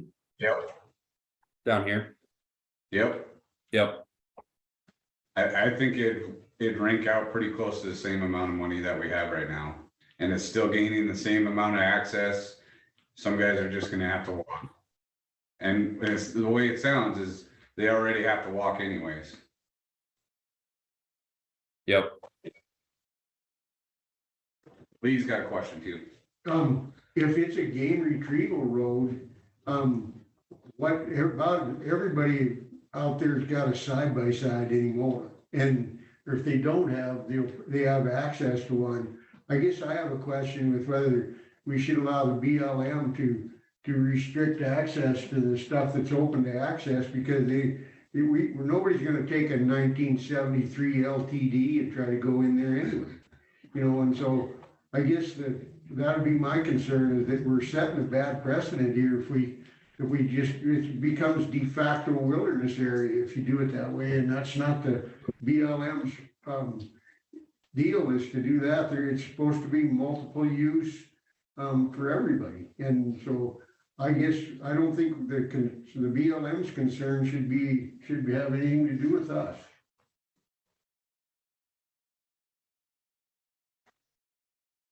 Any other comment? I have one. I do think we need to take into account what BLM says, and the idea that they're looking at having some of these roads through their travel management not be open. I think we're setting up a big conflict here if they're saying, hey, for whatever reason, they don't want some of these 2-track trails to be open, and we're authorizing them now to be part of the PALA program. I think that issue needs to be resolved with BLM before we move on with that. And Lee, to your point, I would answer this by saying there's no push from BLM that I know of to make this a de facto wilderness area, but there is a push that's been ongoing for some time to look at the huge number of 2-track trails that are on public land, and in some instances say there's not a reason to have this 2-track trail in for safety reasons, for resource damage, or whatever else. And if they've made that decision, or they're doing a review of these right now, I really think we need to work with them, because we're going to have a lot of issues potentially through the PALA program where we are going to need to cooperate with BLM, and we certainly don't want to get sideways with them. Paul?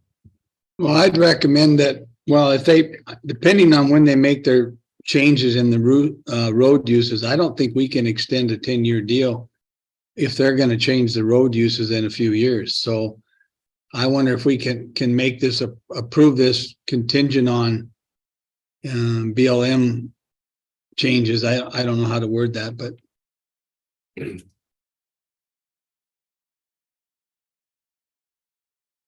Okay.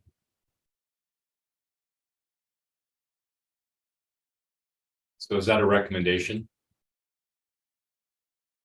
I'd like to ask one more question if I may. Can you put the map back up, Katie? Go ahead, Lee. We can hear you. Where would the BLM, are they denying access to the? Where would the BLM, you see there's a section of deeded in the middle, and then there's a chunk coming in from the north end that both access through the BLM to get to the deeded land. Are they, I can't tell by looking at the map where they would like to close it. Does anybody know the answer to that?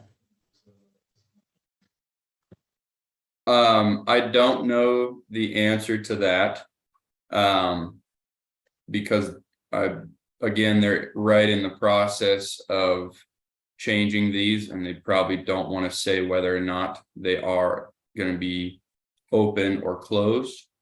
But I can say on the north side here in section 26 and 27, currently it is a access road, not a game retrieval road, so it's a little better, little bit better traveling there. I did specifically ask them about this road coming from the south, right here, coming off of Crooked Creek Road, and she couldn't specifically say whether or not that would be open or closed. So I just back to my original thing is I think that I know Region 6 changed when in the Valley Resource area when they changed the administrator, the director for the Glasgow field office, and they were trying to enhance the access for people to hunt up here.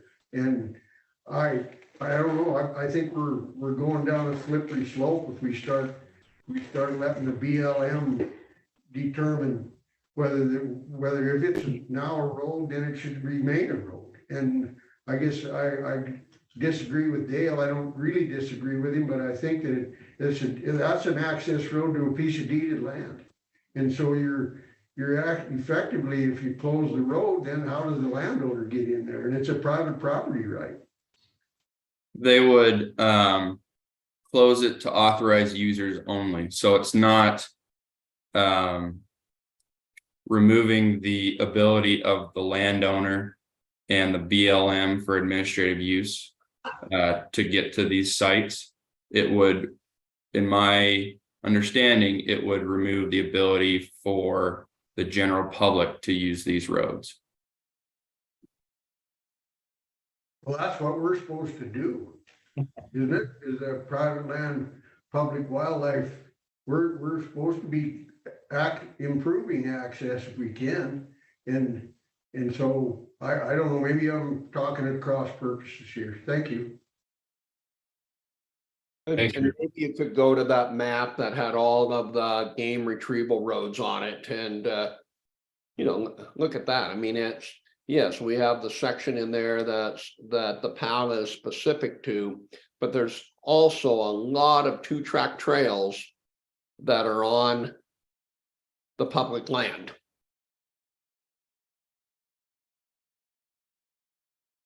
Who's limiting those to game retrieval? Is it the block management or is it the BLM? I believe it was an agreement between when we outline these.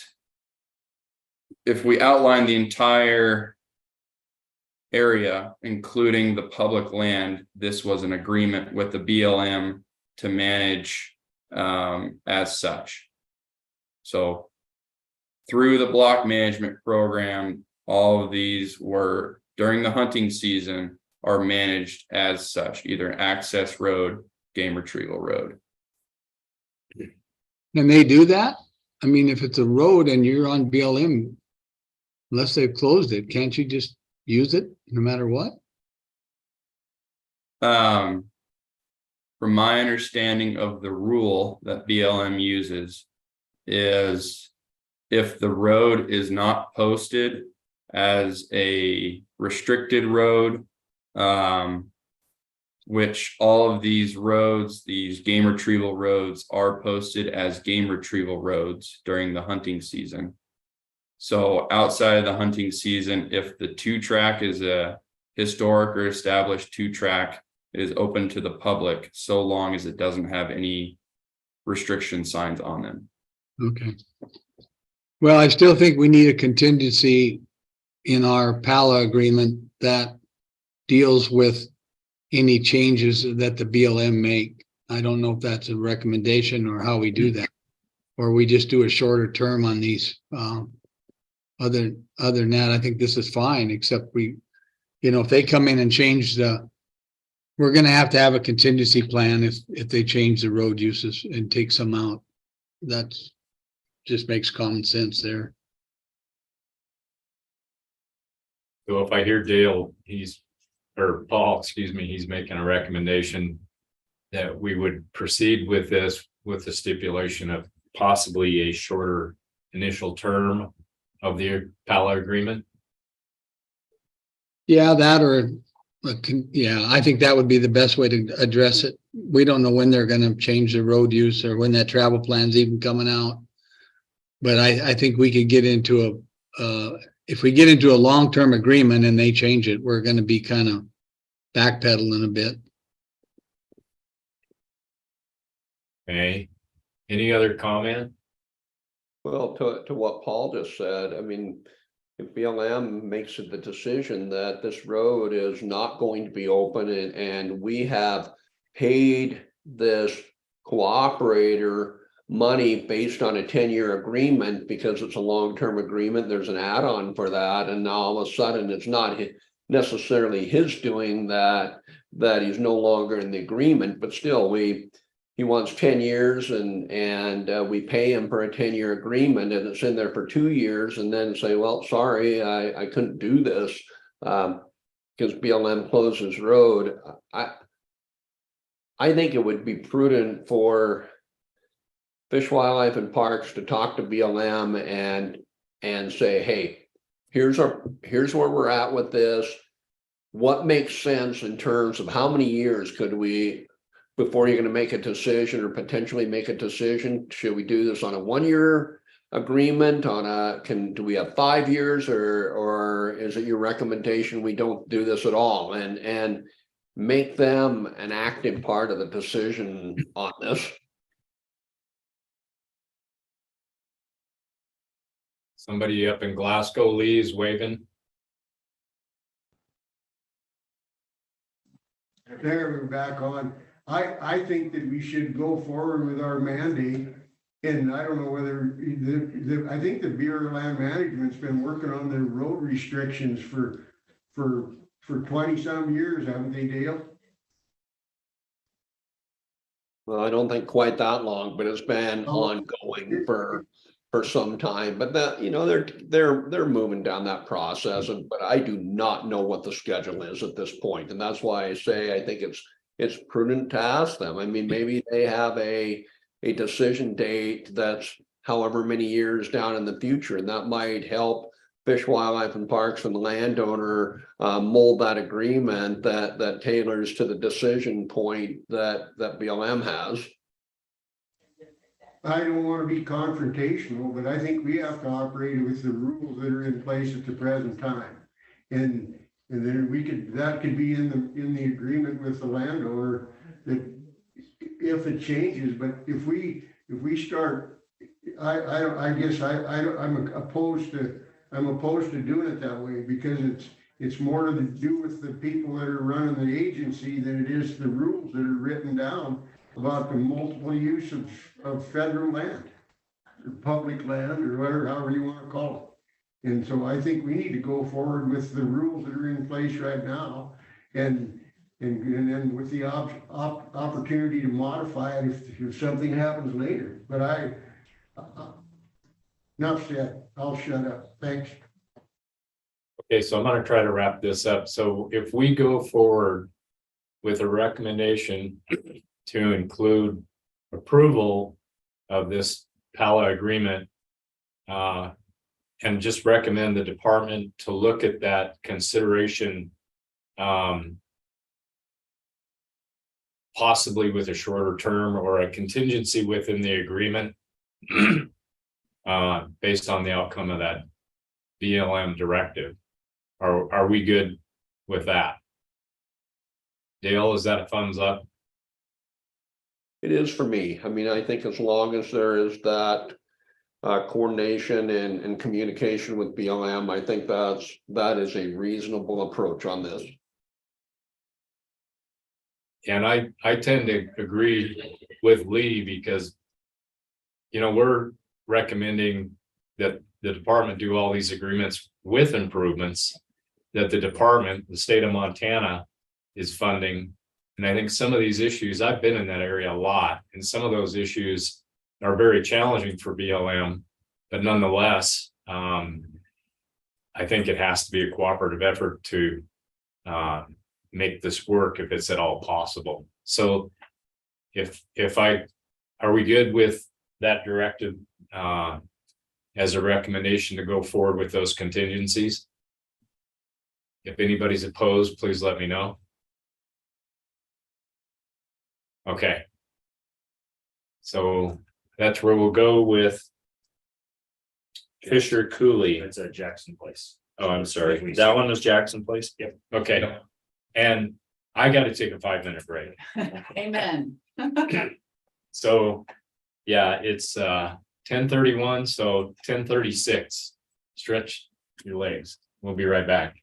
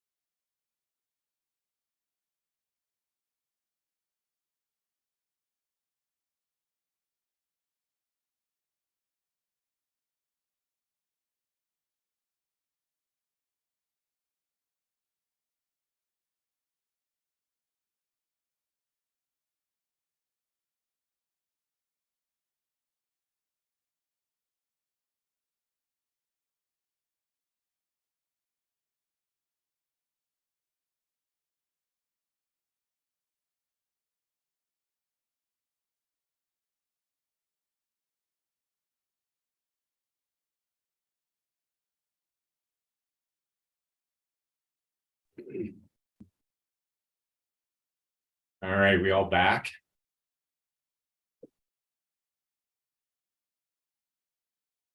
Looks like. Rod's still missing. We'll give it just a minute for Rod there. Calling him out.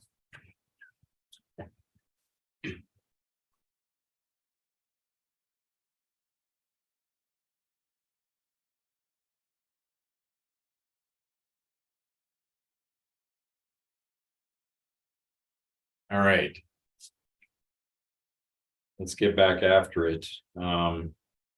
Fisher Cooley. So again, this is going to be Evan. Yep. Can everyone see my screen? Yep.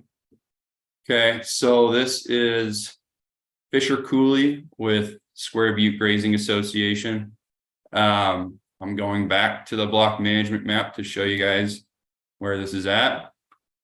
You'll see along the Muscle Shell Trail, which is a public road. There's an access road that branches off and heads north into the CMR. That is this road that we are talking about today. So again, branches off the Muscle Shell Trail and crosses private land, gets into the BLM land in the corner here, crosses back into Square Butte Grazing Association land, enters into the BLM, which splits off into two different directions. Originally, this road I mapped out going all the way down to the river, Missouri River. Feedback from the CMR said that the road has washed out over a big landslide, so it is no longer passable. I asked them if it was possible to fix the road, and they said no, they don't have any plan on fixing the road because they can't even get a dozer down there. It is a numbered road. I believe it's 312. I think it's either 312 or 314. But this would be for year-round access. Again, during the hunting season, it is a access road. But for year-round use, this would now be open under this agreement. Both the BLM and the CMR agreed that this is a eligible project. There is no legal agreement with the landowner to get access to the trail number on the CMR.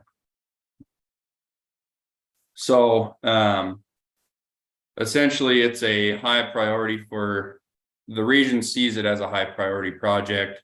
Level of public demand is high. And even the interest from the CMR was high in kind of establishing a legal route to the CMR. Evan, could you zoom in again? Yep. Thanks, sir. Perfect. Then the total number of inaccessible / under-accessible public land acres is much greater than 3,841. So it's a 5. Would the PALA add or improve public access to a block management area? I said no, because it is already an access road. If it were a game retrieval road, I would have said yes. The number 4, the potential for the PALA to improve or enhance local wildlife or fisheries management. The fisheries biologist, fisheries manager, and wildlife manager both agreed that it would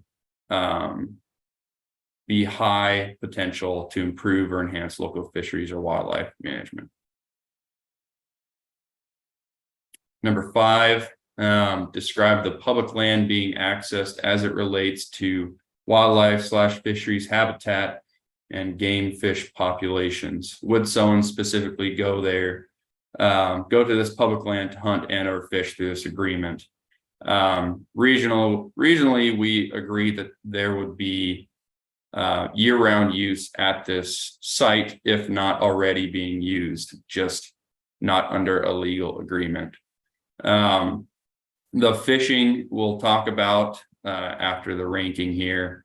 But I do believe that this is creating fishing access.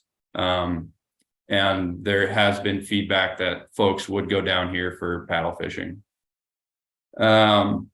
Is there potential of the PALA to reduce an existing landowner, hunter, angler, or access conflict? I said yes, because majority of these CMR numbered routes don't have any written legal agreements. What is the potential for high levels of user satisfaction? I said 3, the max. This already receives a high amount of use during the hunting season. And we have had documented conflicts, whether or not this is a public route or not. This would solidify for year-round public use. No special circumstances. You'll see it ranked total score of 24. So then we get into the regular contract, year-round hunting and fishing, 3,000. All permitted activities, yes. Year-round motorized access, yes. No permission required. Over the 10,000 total inaccessible public acres, so they get the max of 6,000. High use for this piece, so 2,000, and again a 10-year contract. So this property, with the addition of the, let's see, it's still this one, my bad. 24 points, it still maxes out.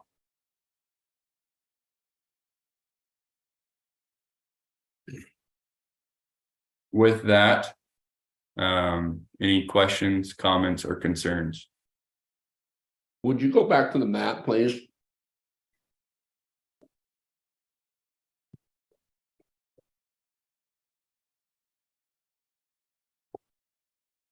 So I guess my question is this: if the road takes us to the parking area, and what I thought I heard you say was this would enhance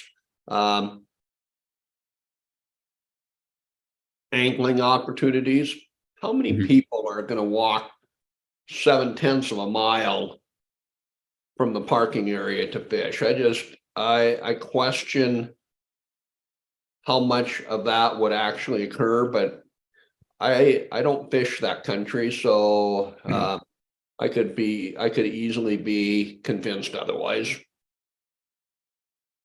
Yeah, so the way that I've ranked it, based off of our program rules, is does crossing the private land give potential for fishing access? Nothing says how much fishing is going to occur then determines whether or not we pay on fishing access.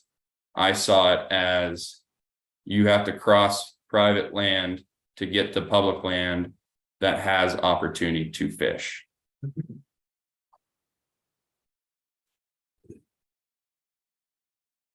Okay. So Evan, in sections 28, 27, 33, and 34, are those in block management currently?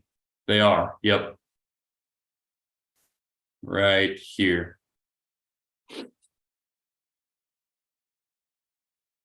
So do you remember why I asked you to bring this one? Is this the whether or not we already have access? Yeah. Yeah.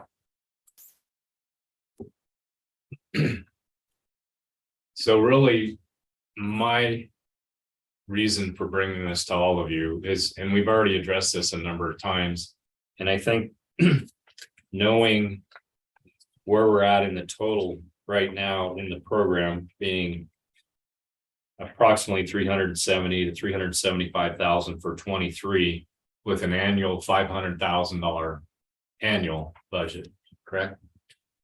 We're not there yet at maxing this program out, but as we have looked through these and looked at other programs that are similar to this, we're securing a roadway access through this agreement in a second manner that we don't necessarily have through a block management program, but we already have that access currently, correct? Yeah, we have access for the hunting season. And so then really on this one, in this particular regard, the gain in access is, as Dale noted a little bit, to the fishing side up into the CMR. And the recreational use outside of hunting and fishing. Yeah. Okay. I mean, I sort of answered my own question with it since then, and with the current status of where we're at in the funding, it just keeps occurring to me that at some point we'll reach that amount, and I guess that'll be great if we can go get more funding. Mr. Chairman and members, I guess I'd just chip in some general comments that, you know, don't necessarily apply to the specifics of this application, but yes, if we reach a max in the program, there are additional funds that we could ask for. We need to wait for the next legislative cycle, but there's available funding if we start pushing up on this cap. And then a general statement that access for other types of recreational use, the PALA program is one of a limited number of tools we have right now that's readily available to open up those opportunities for other types of recreational access.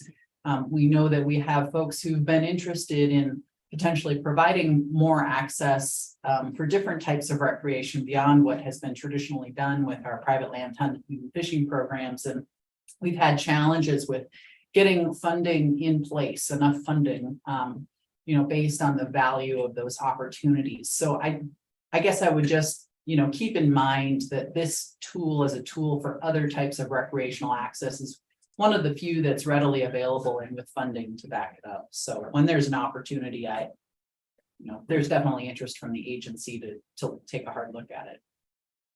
Okay, thank you. So with all of that, do we have any other questions or comments?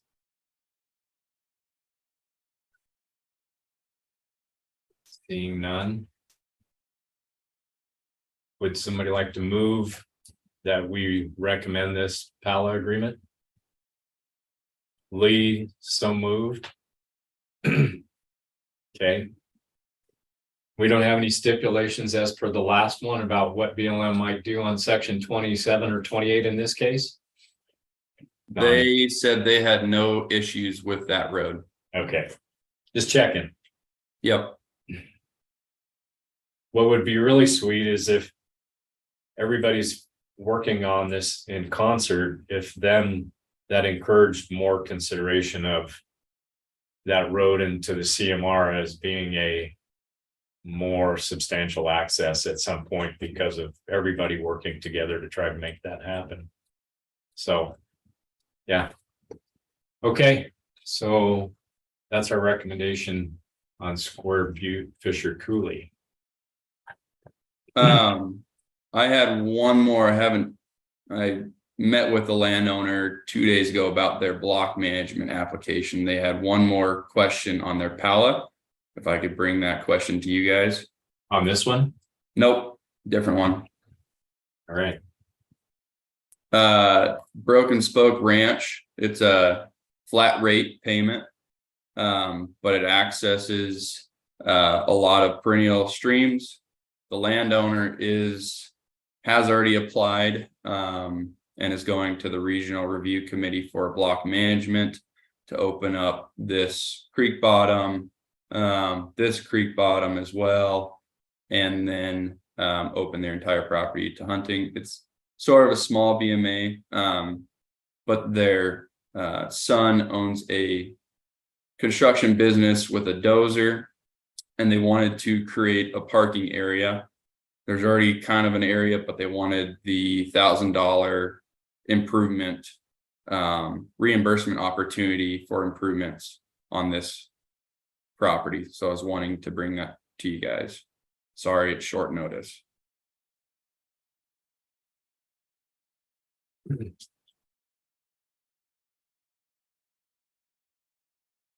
you zoom in again, Evan? Yep, sorry. Thank you.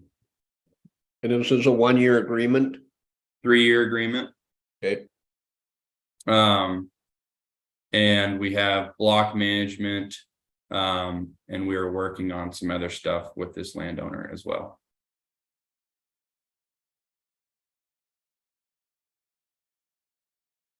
Going down to the bottom.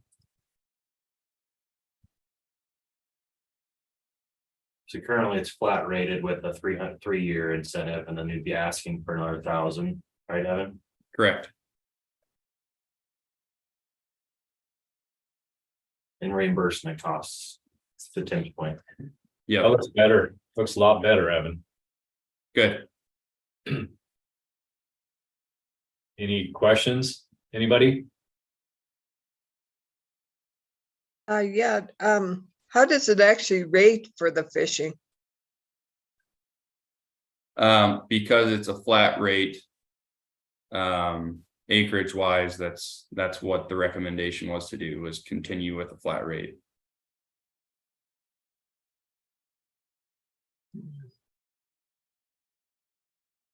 But it is good fishing, right?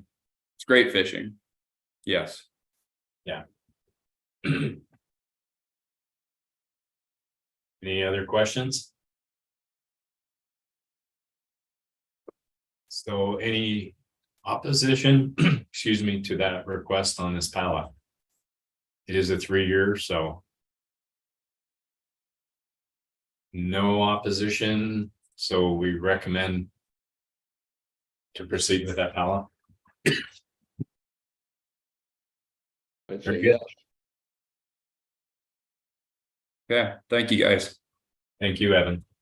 So that's all the ones that came from a regional review committee and were asked to bring before the full council. Everything else was regionally suggested to move forward as presented. Did any of you then have any other questions or concerns with any particular palace? No. Okay. I would just like to thank everyone who's worked on the Area 3 block management and the palace. All right, very good. So that wraps up the PALA review. And we will jump into our subgroup reports.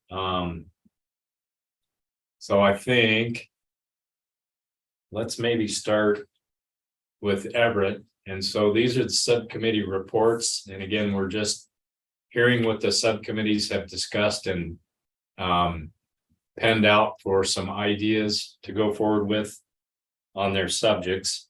And those were emailed to you yesterday. Hopefully you printed those out. I don't know. I don't think we're going to pull them up on here. So Everett, if you would like to start us out. Sure. So I was able to get Drew and Paul together and we hashed out some good suggestions, and then we came up with a few strategies that we think would be beneficial. And we tried to keep the scope of the technology really on block management and not to all of FD. Although we did come up with other ones for the department in general that we could list at some other time. But the three strategies that we came up with, we want to see what we can do to make things more flexible, both for the landowner and for sportsmen. We want to see what we can do about a better user experience, and then transparency and ease of access to information. And so those would be of our suggestions for guiding principles to the department as we look at what we could do to make block management a little bit more tech friendly. And then we came up with 8 different priorities. And Paul, you can jump in here if you had some more thoughts on any of these, but I'll just kind of generally list them and then maybe talk a couple things about each one, and then maybe answer any questions instead of just reading through all of this. But the first one was having an online reservation system for block management areas. We looked at the state park website and kind of wondered, could we just slap block management logoing on top of that and just go ahead and start using something like that? Again, we're not techie people, so we don't know what happens in the background, but when we see somebody else doing something, we wonder if we can't just easily copy it. And one of our big concern that this would address was I called it 5 a.m. and things were already full for the season, or the comments that people have made about opening weekend, friends and family happen, when that's not actually supposed to be how that BMA is supposed to be ran. So this might help with some of that and create a little bit more of that transparency. We talked about maybe being able to digitally grant access and permission, and so doing away with paper. Is that something that we could have incorporated into the app?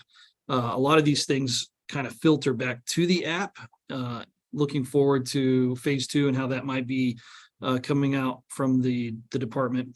Hunter experience surveys. We like the idea of being able to quickly give feedback if it's just doing a 5-star, 3-star kind of thing, or if we could put actual comments, and then that goes back to the department. But whatever barriers we could do to remove from getting that hunter. I know, Jason, you talked about 10% on average is what we get. I don't know how actionable that becomes with such a low number of people giving their opinions on their hunts there, but kind of in the same line, the idea of giving public reviews for block management areas. If we did this, this could filter back through FWP in real time, and you can make immediate recommendations. So if there's drought going on and this place is like maybe something could be done to maybe shut it down for a little bit or something along those lines.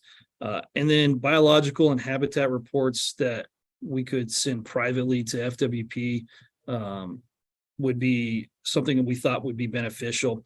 Again, the type 1s and 2s that we have to have, either landowner issued permission or sportsman issued, is if that was something that we could then geotag ourselves at the location of the box and then win or something like that.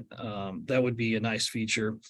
The ability to have streamlining the rules and regulations by FWP. So having those regs right on the app there would be nice, and immediate notifications that could be pushed out again if it was fire or drought.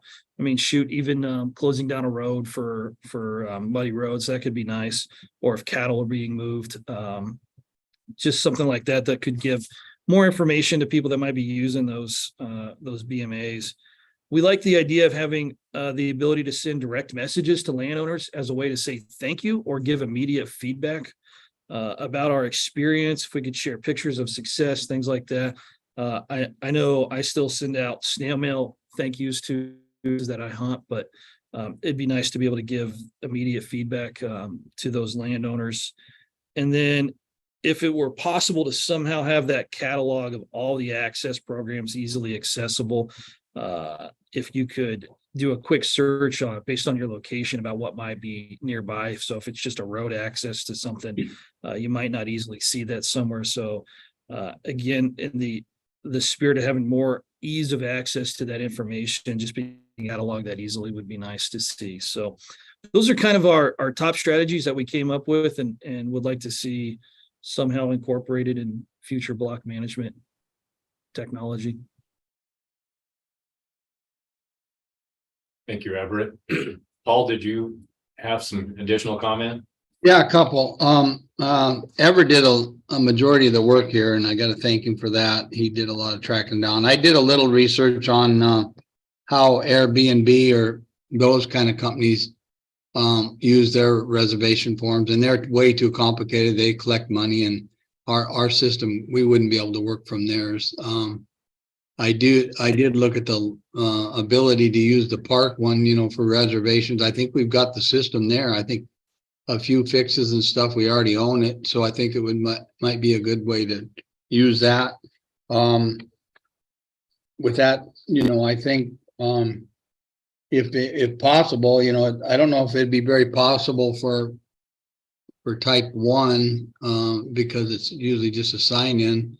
The big problem we got is someone going on and signing up for a reservation and not showing up. There's got to be some way to hopefully be able to know they showed up or not, like Everett was saying, maybe pinning them that they're there. Other than that, I appreciate Everett's work on this. Drew and him and I got together on it, so yeah. Pretty good start anyway. I'd like to see maybe if possible, I don't know if we could do a trial thing. I doubt it this year, but maybe next year we could. That's all I have. Thank you, Paul. Any other members have questions or comments additionally? Technology.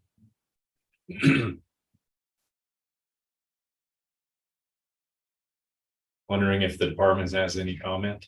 Ed keeps giving me side eye over here as you all talk about the state park reservation system.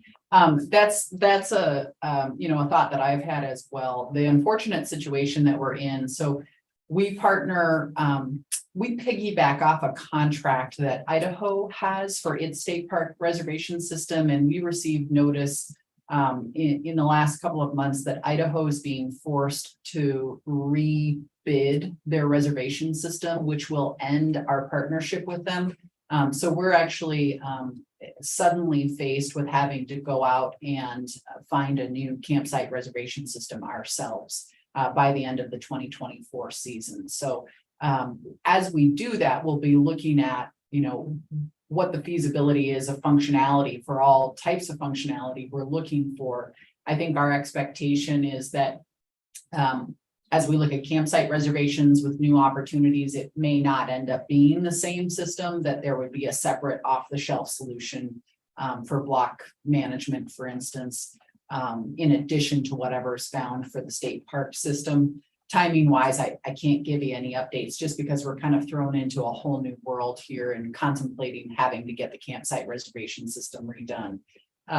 But Everett and Paul and Drew, I guess I'd just say, you know, the points you've made on this sheet, many of them are included in the business case that we've prepared for contemplating a block management reservation system. And so I appreciate seeing these extra ideas and details that a couple of them are a little more fleshed out than we might have in the business case. But just know that we're all kind of on the same page in the thinking about if we move forward with this technology, what we want it to be able to accomplish. And then recognizing that we've got some authorizations and hurdles we have to clear before being able to move forward and finding the right tool. Thank you, Hope. A question, Everett, Paul, in regards to when you said more in general department. Thinking back to the last meeting we had in April, and when Kendra McCloskey was talking about what the regional access coordinators are having to do to develop applications and contracts. Did you guys deal with that at all as far as looking at or thinking about ways to streamline for the department so it creates more efficiency and time by chance? You broke up, but were you saying, Ed, well, ask your question for me. Yeah, so did you guys talk at all about with the regional access managers and their work being a lot of paperwork on applications and such. Being able to do that in a more efficient way. I can't remember what Kendra said exactly, but it's like a 5-time repetitive process, if I recall roughly. Yeah, we didn't talk about that specific, but in the that 6th point, streamlining rules and regs by FWP, I think in that one, that's kind of where we were thinking that where when rules or modifications to a BMA are made, it could simply go to this one clearinghouse and then everybody would have it there instead of having to do I think Kendra said 5 different times she has to redo something. And I don't know internally within who has to be CC'd on all of that kind of stuff. But I know for thinking about the landowner and the sportsman end user experience, it would be nice to have that right there in that one place digitally that we could then get if you wanted an email or a push notification on that particular BMA. Okay. Yeah, and I was thinking, talking this morning with the regional managers, just that push to get this wrapped up now seems to me a monumental task. I mean, they do a great job at it, but if there's ways for them to be able to have programs that can streamline it for them efficiency wise. We talked about one menu for them and that has its own complications, but doing it in a way that creates that one menu so they can work it through more efficiently. Anyway, so Everett, are you willing and able to continue with Paul and Drew going forward with some subcommittee work on technology? Yeah, for sure. Okay, great. So thanks for that. I think the thing we have to work with the department and see what, I mean, this is all brand new news to us about the reservation system being revamped. So, yeah, if there's anything we can do to help, it sounds like to me that's probably going to be more of a research project on the department's end, but we'd be glad to work with them any way we can. Thank you, Paul. Any last comments on technology from anyone else? Okay, Dale, block. All right. Well, we were tasked with looking at maybe some different iterations of block management. And we identified 3 proposals. And I guess up right off, I want to say none of these were endorsed by our subcommittee. We did not even try to get to that point. Our information was just to try to collect some information to share with PLPW as well as the department. Of course, number 1 is the electronic sign-in. And the first question I think that came up amongst our subgroup was, should we even be considering this as a type of a block management? To me, it just seemed, and I think it just falls in line with what Everett and Paul talked about, and it needs to be an option. I guess I struggle with wanting to say, hey, this is another type of block management. But to that end, I think it would generally apply more to type 2 block managements than type 1s.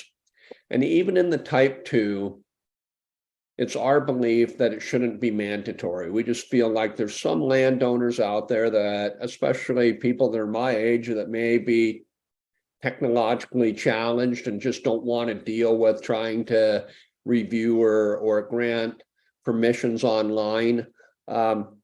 And then I know some landowners here that are in block management. They're type 2, but one of the reasons they're in a type 2 is they want to have that face-to-face conversation with the hunter. So I think it needs to be tailored to the different cooperators. But again, I think I still need to go back to the question of, should we even be looking at this as a type of block management? And I guess the sense that I got from the group was probably not, but that's something that we can discuss at a future PLPW meeting when we start talking more about block management. The second one was probably the one that generated the most discussion amongst our group, and that had to do with quality management. And before I go on, all three of our options, none of them should be particularly new. They've been discussed by PLPW at various times. The third one was brought up by, I think, the Elk Coalition, and I think we've had discussion to some degree in our PLPW meeting. But the idea of quality management, in concept, it sounds like it has potential. But boy, as we started talking about it, it just seemed like more and more and more challenges came forth, including how do you define quality management? And then coupled with that is, how do you compensate for quality management? And if you're looking at the size of an animal in terms of quality management, to me, and this is me speaking more than maybe the other members, it just seems to fly in the face of what has been the long time mindset of Fish, Wildlife, and Parks. I mean, it's never been about trophy management areas. It's been about opportunities. And I guess I would question to a large part of the state, what is the potential to produce trophy animals, and then how is that defined? Is that by a number of inches? And again, I just think it's a place where we need to be very, very careful about where we go. Another thing that kept coming up was Jason and his predecessors have long shared that when you look at hunter satisfaction with the block management program, it's very high for the people that are responding. You know, I'm not going to get the numbers right, but I want to say it's always above 80% that were either satisfied or very satisfied with block management. So when we talk about quality management, what are we trying to improve out there? Then another question that this would be one maybe Fish, Wildlife, and Parks could address at a future meeting. But the matrix or the payment for block management has always been hunter days, and it's an impact payment. If a decision were made to go to some level of quality management, does that change the liability that a cooperating landowner might have? And it was a question that was raised by one of our members, and it's like, ooh, I had not thought of that, but I want to bring it up today and just throw it out to Fish, Wildlife, and Parks. Then another question that we had to incorporate this, if this got traction from this council, what would it take to implement this? I mean, when we're looking at a hunter impact payment, and now we're looking at some type of quality management payment, would that require would we have to go back and to the legislature and essentially revamp the block management program? Is that something Fish, Wildlife, and Parks could do by arm rule? And I'm guessing the answer to that question is dependent on what was recommended by Fish, Wildlife, and Parks. And I guess the point is that, again, it sounds like there may be some possibilities in it, but there's just an awful lot of unanswered questions. And as we move into future meetings, maybe we can flesh these questions out a little more and go to the department and they can provide some feedback. The third proposal dealt more with probably an elk management BMA. And this proposal still needs to be fleshed out a lot more. I need input from other people on this, certainly from Fish, Wildlife and Parks and from PLPW. But the idea here was we have 454s, we have the shoulder season. Is there a mechanism where we might have a block management area that really tailors to maybe more to late season elk hunting than to anything else? But again, as you throw out these proposals, then there are questions that are raised.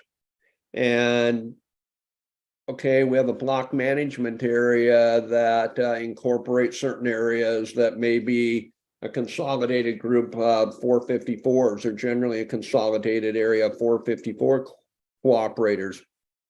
What if we have landowners in there that don't want to be a part of the block management, and which is more than likely probable? How are they dealt with?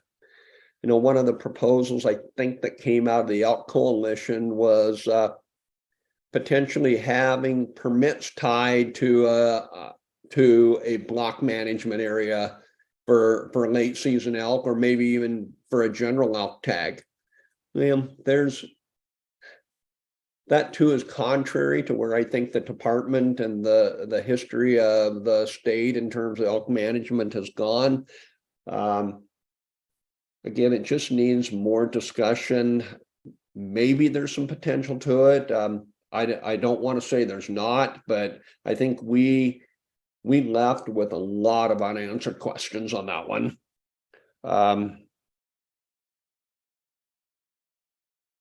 If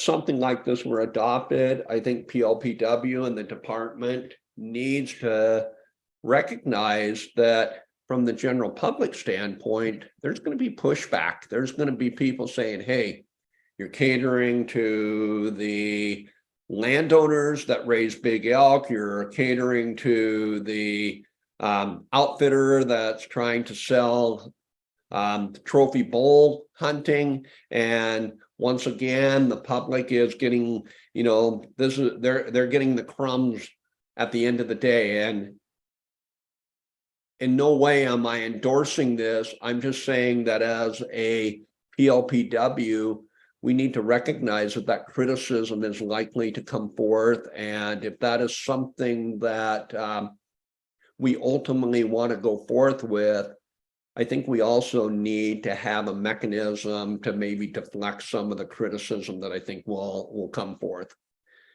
In summary, again, there was not an endorsement by the group. Rod and Tierney were my other true members of this committee, and they were great. They had really good thoughts on some of this, and the latest iteration, I hopefully have captured some of their thoughts on it, but it just needs a lot more discussion. And with that, I'll stop and answer any questions that I can. Thank you, Dale. Appreciate that. Very good. Rod, did you want to jump on? Absolutely. Thanks to Dale. He did a phenomenal job putting this together. Obviously, spring is hard for me. We're gone every day, all day. But to that number two, the quality management, you know, when people kept bringing up, namely Eric kept bringing up the a type 3 block management that catered to quality, I was totally on board with that. But when you start tearing down the nuts and bolts of this, that's pretty tough to do, because I guess my definition of quality is different than a lot of other people's definition of quality. I'm more of a age class size type of person, where some people just like, you know, the quality consists of not a lot of people. And I get that. I'm not going to say either one's better than the other.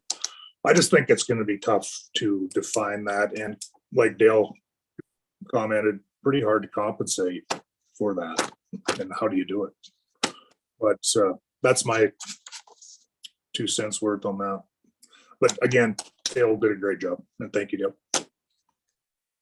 Thanks for that, Rod. I really appreciate your comment on that.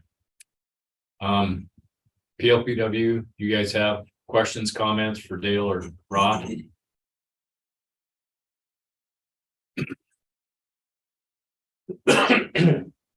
So same question, Dale, Rod. Going forward, you both willing to continue on to flesh some things out as needed? Absolutely. Yep. Okay. I certainly am, although some input from the department, from you or from other members of PLPW of some of the specifics that they'd like us maybe to dig in a little bit more. We can certainly work on these and maybe get them refined a little bit, but having some input from again, from the department, other PW members in terms of what they would like us to focus on would be helpful for me. Yeah, and I think Dale and Everett both, what's next for both of these topics. Everett, you got your hand up again. Well, I don't want to interrupt your thought, Ed, but I just had a couple thoughts for Dale on option 1 and 2. You want me to go ahead with that? Sure. Okay. No, Dale, I think option 1, the electric sign-in, I mean, that's something that we identified as a top priority for us. So I like that you guys were thinking that. When it came to the quality management one, there were 2 thoughts I had as you were kind of talking through. One is in our regs.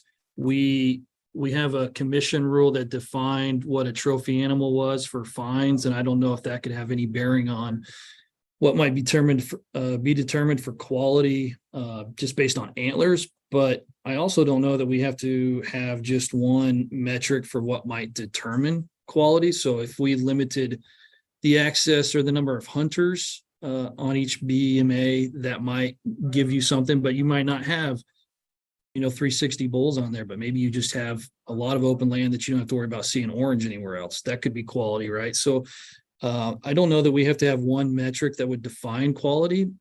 Maybe similar to our PALAs, if we were to bring these new type 3 BMAs to the PLPW, and we could, as a collective, make a determination. Yeah, that I know we need to have some objective, but also the subjective portion of it. I think PLPW would be a good place to say, yeah, we feel like that's a quality hunt or a quality experience, and then give the council the ability to weigh in on that. So just kind of some thoughts as we continue to flesh this out that I had while you were talking.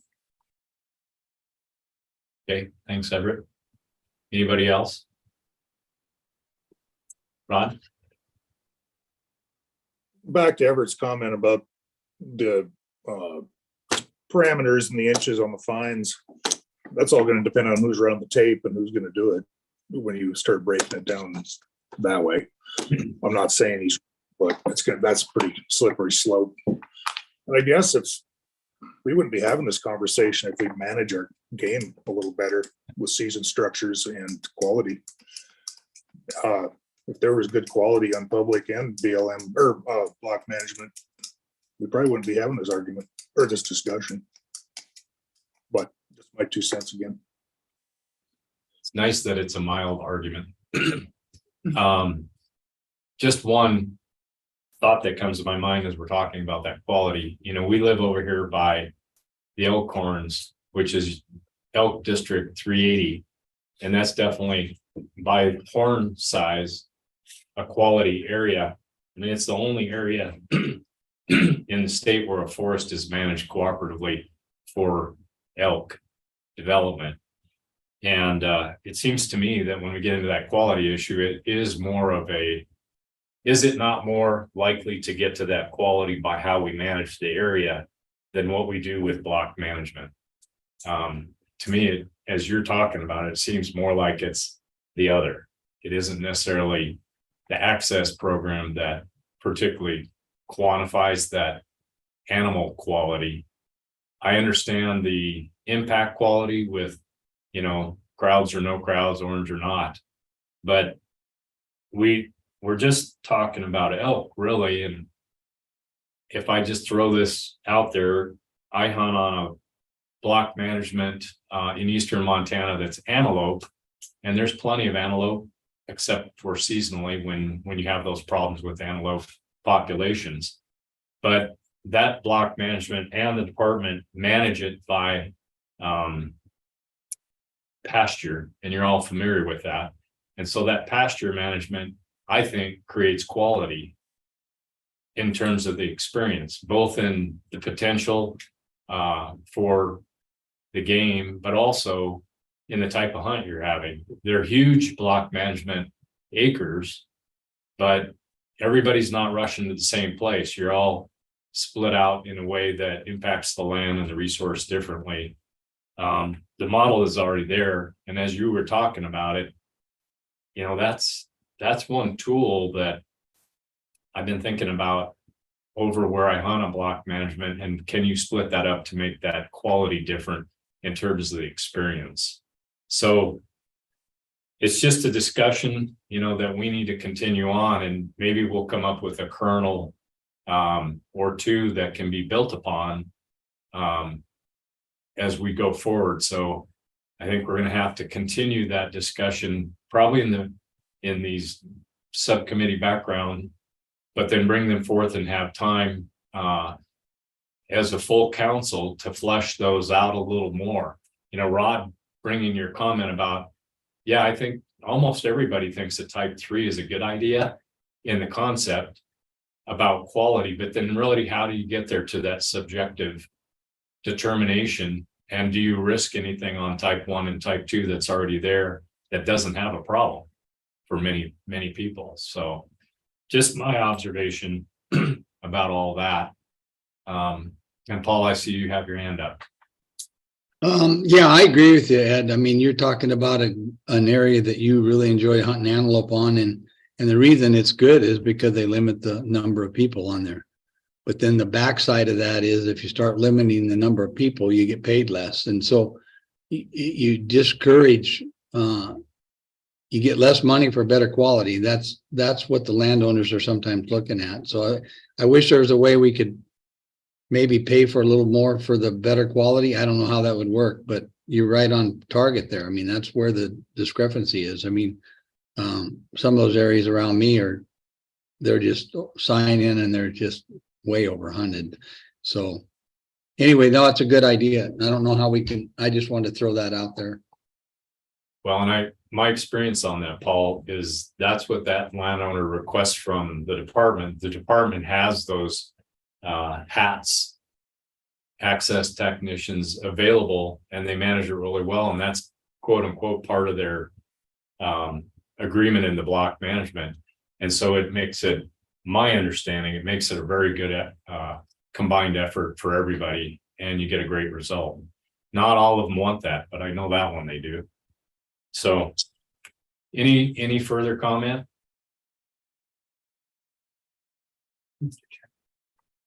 Just to address one of Dale's comments / questions in his presentation regarding landowner liability and how things are structured. 87-1-265 in the Montana Code says that the restriction on liability of a landowner, agent, or tenant that's provided in Title 70 applies to a landowner who participates in a hunting access program with the department. So they're covered regardless. I don't think that would be called into question the way that the language reads now. Thanks, Hope. Again, it was just a question that was raised, and I thought it was worthy of asking the question. I appreciate the follow-up on that. Okay. So we're a little behind on public comment time. So I really appreciate you guys doing that in the background there, just to get chewing on some things and bring them forward. And again, we'll continue with that, knowing that anything we bring has to be brought in totality as a council. And I know you all know that. And I really appreciate your devotion and taking the time to do that. I know we're all plenty busy, except for Dale, I mean, he's retired and traveling to Africa and, Easy, doing the hunt of a easy. lifetime. But look forward to more in that regard from both committees, subcommittees. Okay, so I guess we'll jump into public comment if there is some. So It looks like we have one person with their hand raised. Kevin Farron. all right. Hello, Kevin. Hello, Mr. Beal, Chairman Beal, members of PLPW. Thank you for your time today. I do have a number of items I'd love to provide comment on. I'll try to be brief, but I would appreciate a little bit more than 2 minutes just because there's a lot to cover. You guys covered a lot. So first off, corner crossing, I do know that this is a super hot topic. And I just want to point out, I think one benefit to the ruling in Wyoming and, the forced conversation that this is making folks have is when you look at the Dunn Canyon Pala, this is exactly the sort of solution that I think at this time we should be encouraging here, as corner crossing remains kind of a gray area where we're actually providing incentive for landowners to, open up those chunks that are or are not accessible from corner crossing, right? Let's just like take that out of the equation by saying, hey, here's some money for doing the right thing and opening up. So I just wanted to point that out. Secondly, Ms. Stockwell, I do want to just confirm, I heard you say that corner crossing remains illegal in Montana. We are receiving a lot of mixed information from your very department about that. According to Greg Lemon on January 30th, he says that the department's stance is that without permission from adjacent landowners, you could be charged and prosecuted for trespass, but that it is not an illegal form of trespass. And we're also looking at a memo from the former chief legal counsel, Becky Doctor, back in 2018 that discusses corner crossing and directs the department and your law enforcement staff on how to handle those things. And again, just a lot of discrepancies. So I just want to make sure we're all on the same page and reading off the same sheet. And I just wanted to flag that for you because it will become a hot topic here, I think, because of that case in Wyoming. Moving on, you guys briefly mentioned the Hunter and Bow Hunter Education Advisory Committee. Everett, it sounds like you are on that. Congratulations. I'm wondering if anybody has access to, or if we can get the public list of the 23 members that are on that. Has anyone else seen that? Not yet. Okay, moving on.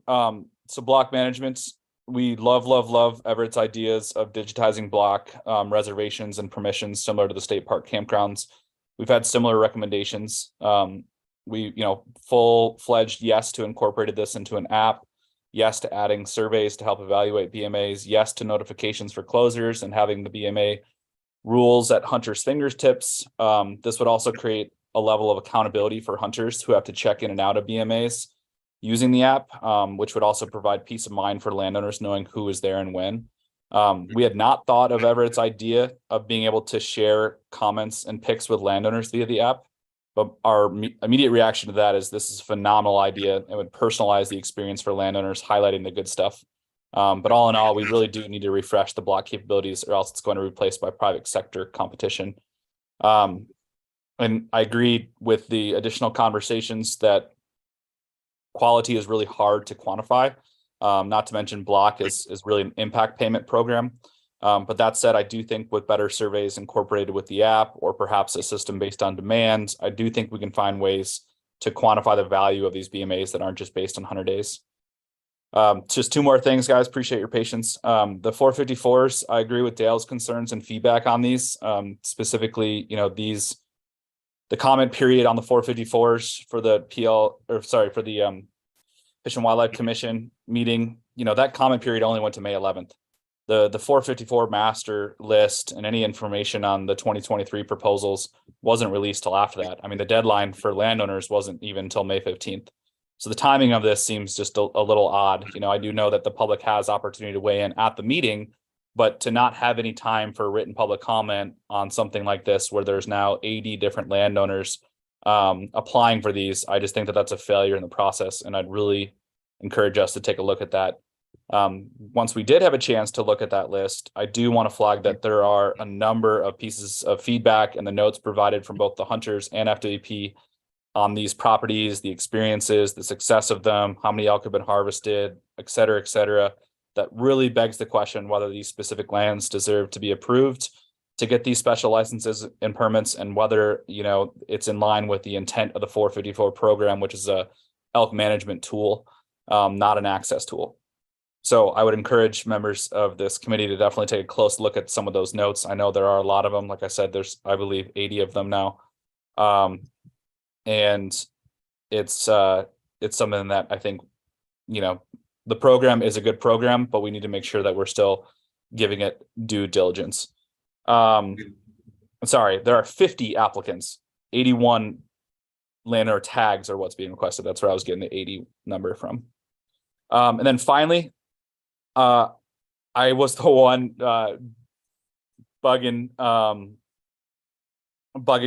you guys on the specific PALA agreement conversation that you were having about the Paradise Valley Ranch. And Ed, if you're okay with it, I'd like to just provide a personal story on that piece of property.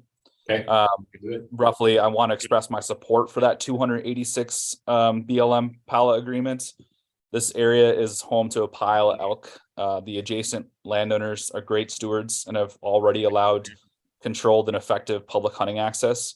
While this parcel may not seem huge, it is large enough and with high enough densities of elk that this PALA is valuable to hunters and elk management objectives.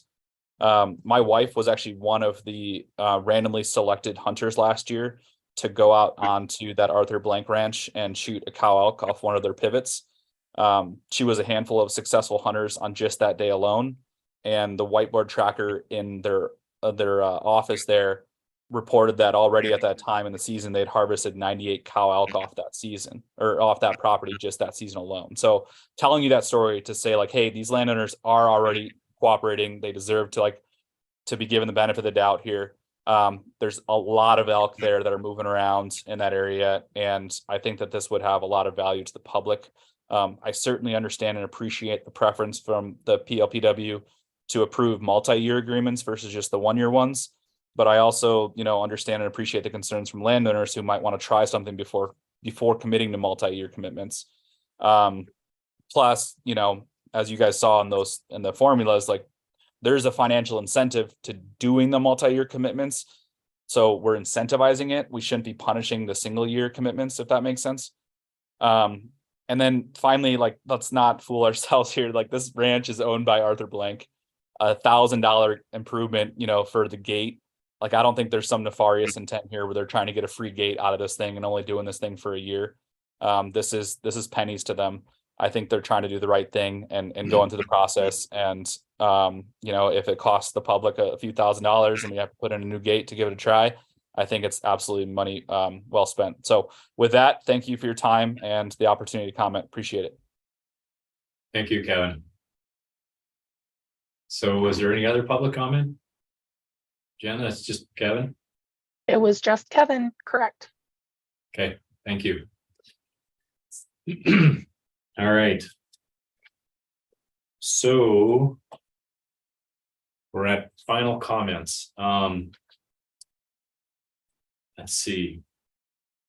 And Stephanie, I guess before we do that, can we talk a little bit about, did we get a final on the dates poll? Sure. Oops. Sorry, hold on. We're having a malfunction in here when it comes to our sound, but I think that we're good now. Okay. We did send out a doodle poll to try to determine when the best date would be for the landowner panel. And the date that has surfaced, the primary date would be October 10th. So that's the first option. And then just right behind that is August 10th. I'll just say there is no perfect date for everybody. So out of the people that did respond, we did have October 10th as the first option with the most that could attend. So in that, whichever date it ends up to be, you know, we had requested the department contact landowners to come together as a panel to meet with us to discuss their experiences and such. So wherever we end up there, I just ask your double down on those dates if that comes together, that we can all be there. I know you're all really busy, but if we get that pulled off, please make sure you do everything you can to participate, whether it's physically or at least on Zoom with that, and share that with the other members if you could. So we'll look forward to that fleshing out in the next weeks ahead. So potentially the likely date is October 10th, possibly August 10th. Okay. Any comments in that regard? Paul, was your hand up or left up? It's up. Is there any way we could postpone this till after hunting season? I mean, I think it's gonna be difficult getting members on the committee there. And I also think it's gonna be extremely hard getting landowners at that time. Just my thoughts. Would it hurt to wait until December or something? So Stephanie, how many responses did we get? We had 8 responses total. So 8 out of 13. Okay. Dale? Along that same line, I know the doodle poll had to do with the landowner get together, but does that also suggest that that would be our next PLPW meeting, or is there a meeting? Will there be a meeting between now and that time? I think that's a great question. We had originally talked about maybe trying to squeeze a Zoom meeting in mid-July. My notes say July 13th. And then we also had a potential meeting date of August 10th or early September. So I think it's really up to the group to decide at this point. Okay. Glasgow, is that Lee raising his hand? I have 2 questions, Mr. Chairman. When does our terms end? So there are Stephanie, there are 6 members whose terms end at the end of July. Is it 6? It's either, I believe it's 6. And we've been in contact with them previously, starting in January, to see who wanted to submit their reapplication, and that's been done.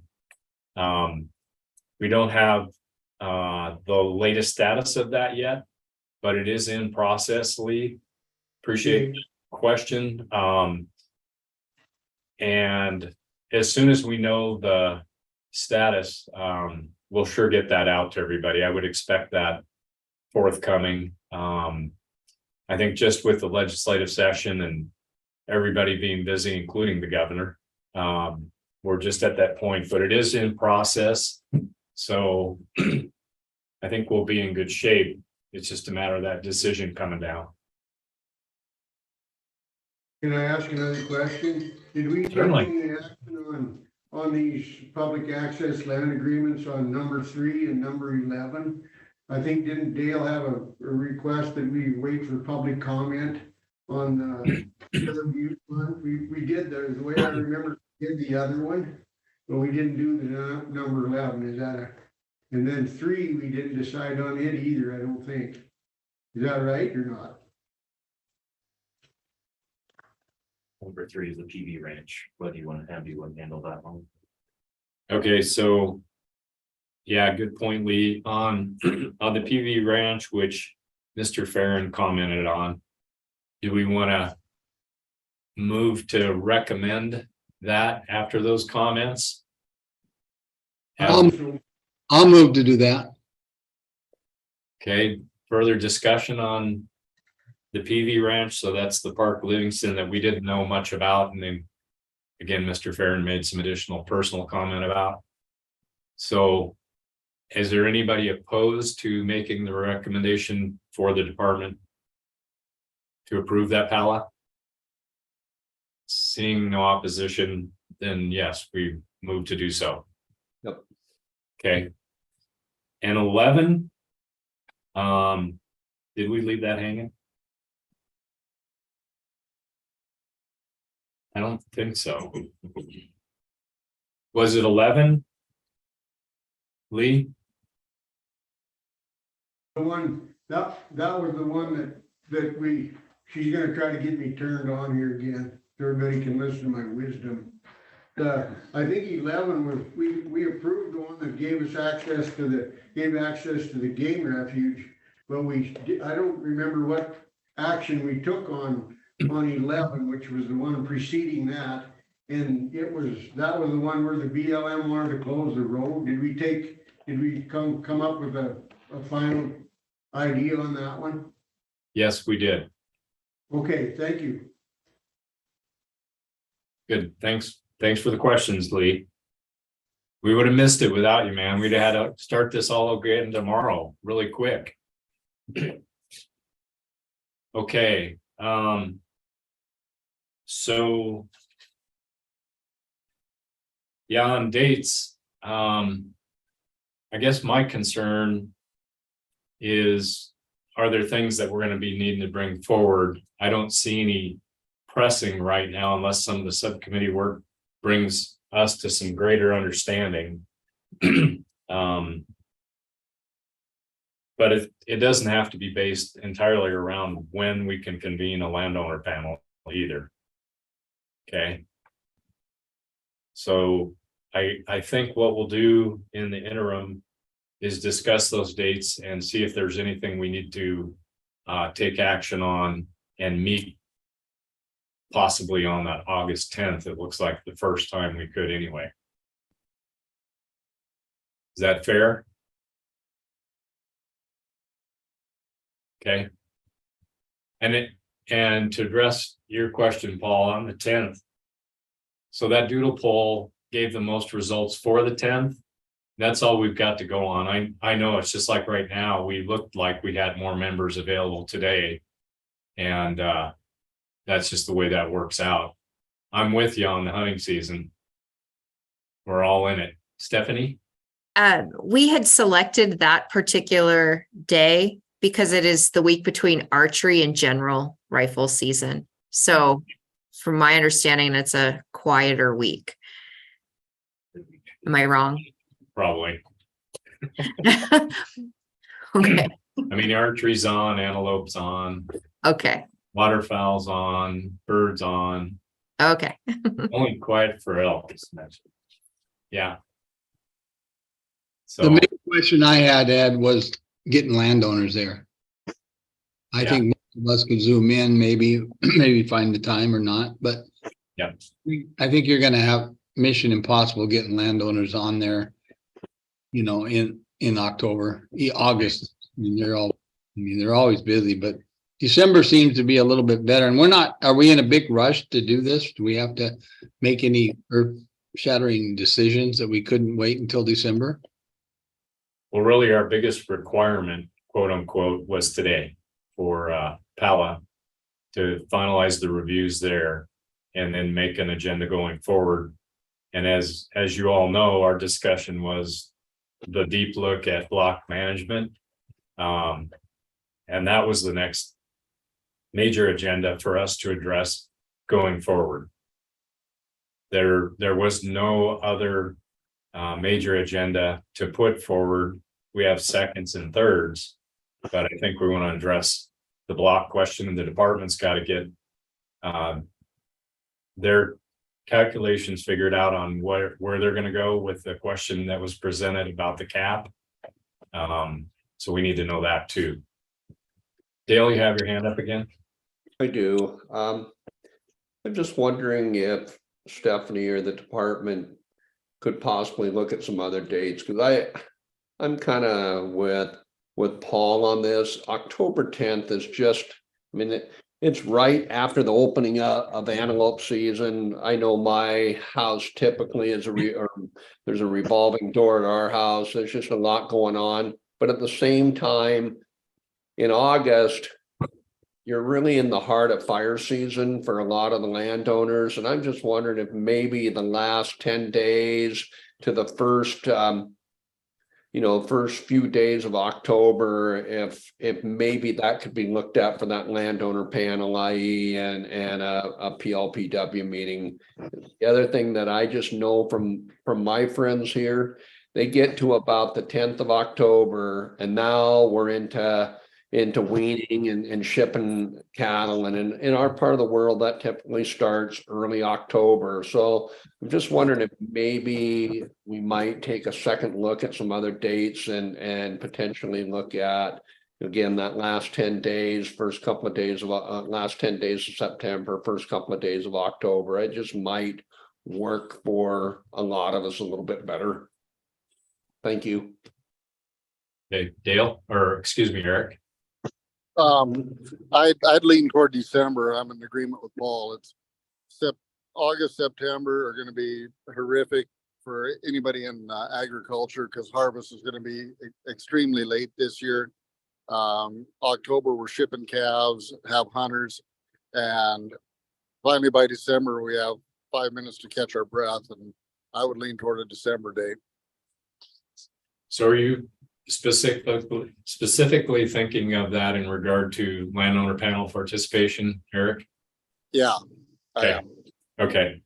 All right. So we'll do that, and we'll also kind of reconnoiter. Do we have anything in between that we need to deal with or that we want to address?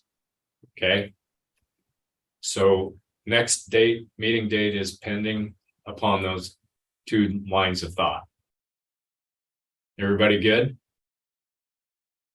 Okay. So final comments, we'll just go around and I think we'll start with Eric since he's still got his hand up. I don't mean to. No, I thought it was a good meeting. Everything went well, and I missed quite a bit of it, but that's because I was out of cell coverage. So, no, well done. Thanks. Thanks, Eric. Dale? Well, first off, just a shout out to Travis and the people in Region 7.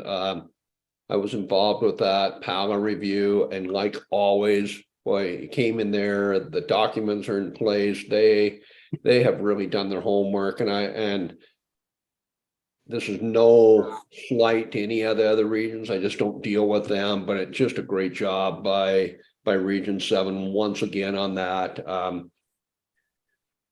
Thanks to Rod and Tierney for their work on that subgroup. Very much appreciated. And I guess the last thing is I've jotted down a few notes of potential topics for another meeting, and I will send those to you, Mr. Chairman. Thank you. Everett? Nope, I don't have anything to add. I just enjoy seeing everybody and being able to talk about the difficult things like this. So thanks. We'll look forward to your input in regards to the hunter education discussions. Yeah, feel free to send that our way as you have need. Okay. Cindy? Nothing to add. All right, thanks, Cindy. Paul? Not much. I want to thank the Fish and Game for all the staff, all the work they've been putting into these meetings, and also all the work they've been putting into the PALA, the 454 and the block management. That's a lot of work, and they deserve a thank you there. Thank you, sir. Lee? Yeah, it's nice to be part of a consensus council where we can disagree without being disagreeable. Appreciate that, Lee. stay green. All right, Rod. I thought it was meeting was very well done. Again, thanks to Dale for doing all the heavy lifting on the block management additions, and Tierney for chiming in, and having good input. So no, everything looked good. Thank you guys. Thanks, Rod. Okay, yeah, and I'd just like to thank, starting with the regional managers for all your work, and Evan for that last change to the BLM question. Looks like a moving target all the time, so I appreciate everything you're doing up there. Jumping in right after Derek too, and really good. Appreciate each of you in the regions. It's a lot of work, and we get to see it as you've brought it to fruition. So thank you for that. It means a lot to a whole lot of Montana people, for darn sure. And to Jason and Hope, thanks for your work and coordinating it all. And that's about it for me. We'll come together with some meeting dates. Hope has a comment. Mr. Chairman, if I could, I'll just jump on the bandwagon of tooting staff horns. They do an incredible job, and I'd like to take the public opportunity to thank them because it's just incredible work, and their dedication is remarkable. And then just a follow-up to the public comment you received. I asked Stephanie to forward you the statement that the department released today on the corner crossing issue in response to the Wyoming case.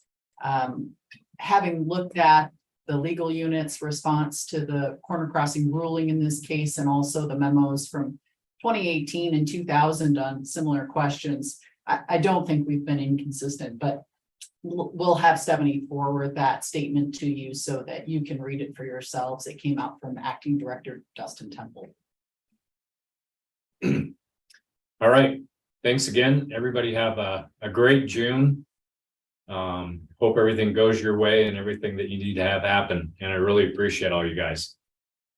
Thanks a lot. Good day.